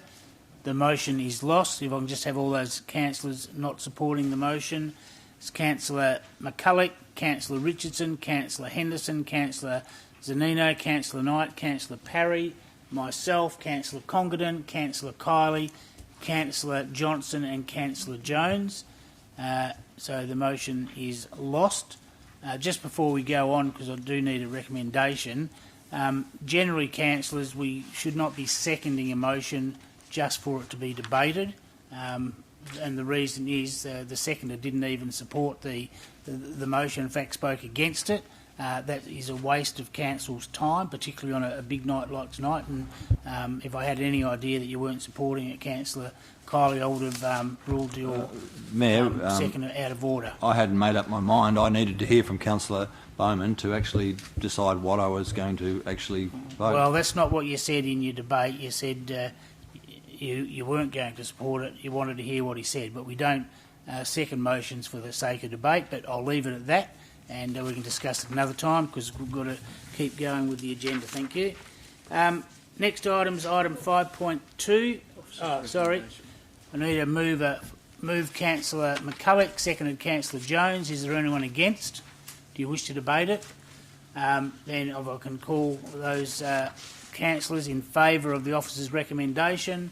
So if Councillor Jones, Councillor Johnson, Councillor Howlett, Councillor Kiley, Councillor Congdon, myself, Councillor Parry, Councillor Knight, Councillor Zanino, Councillor Henderson, Councillor Richardson and Councillor McCulloch, thank you. And if those against could just raise your hand, which was Councillor Bowman and Councillor Catalano. Does that work out 13-2? Which way did you vote, Councillor Podovnik? No, we're on the overwidth driveway. So you're supporting the officer's recommendation. So Councillor Podovnik against. 3 against. Thank you. Takes us to the next item, councillors. Item 5.2, Benara Road upgrade. It's page 632. Councillor Kiley. Thank you, Mayor. Councillors, my motion is that Council resolve to defer making a decision on this matter until the 15th of December 2021 ordinary meeting of Council. 2, request city officers facilitate a meeting between interested councillors and affected and/or interested property owners who stand to be impacted or lose significant portions of their property due to a widening of the roundabout at the corner of Lord Street and Benara Road. This meeting is to be held on site at the corner of Lord Street and Benara Road, Beachborough. Do I have a seconder? Councillor Catalano. Is there anyone against? Being no one against, I declare it carried unanimously, which takes us to the next item. Is item 5.6, proposed tree removal, 21 Beverley Terrace South, Guildford. It's on page 670. I'm looking for a mover and a seconder to the officer's recommendation. Councillor Johnson is the mover. Councillor Knight is the seconder. Councillor Bowman, you have an amendment? Mr Mayor, just a small addition. The suitable replacement tree be planted as determined by city staff in consultation with the resident. Is that acceptable to the mover and the seconder? Yes, it will become part of the substantive motion. So with that amendment to the officer's recommendation, is there anyone against? You're against, Councillor Kiley. You wish to debate it? Okay, I'm going to put it to the vote. Those in favour of the officer's recommendation with the amendment of Councillor Bowman, raise your hand, please. Of Councillor Jones, Councillor Bowman, Councillor Podovnik, Councillor Johnson, Councillor Howlett, Councillor Catalano, Councillor Congdon, myself, Councillor Parry, Councillor Knight, Councillor Zanino, Councillor Henderson, Councillor Richardson, Councillor McCulloch. Those against was Councillor Kiley. The motion is carried 14-1. The sooner we get electronic voting in, the better my voice will like it.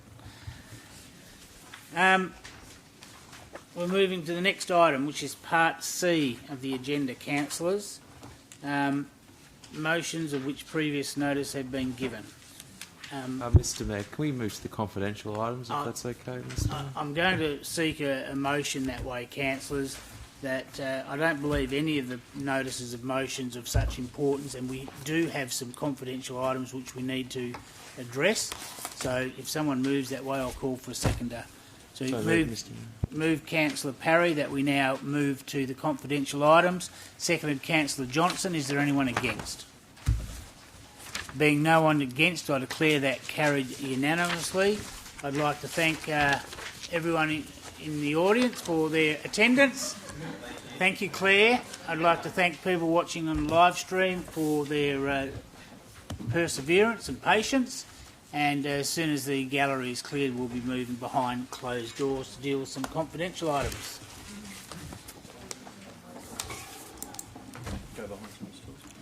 Yes, so moved by Councillor Parry, seconded by Councillor Johnson.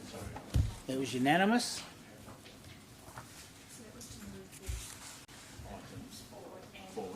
And go behind closed doors.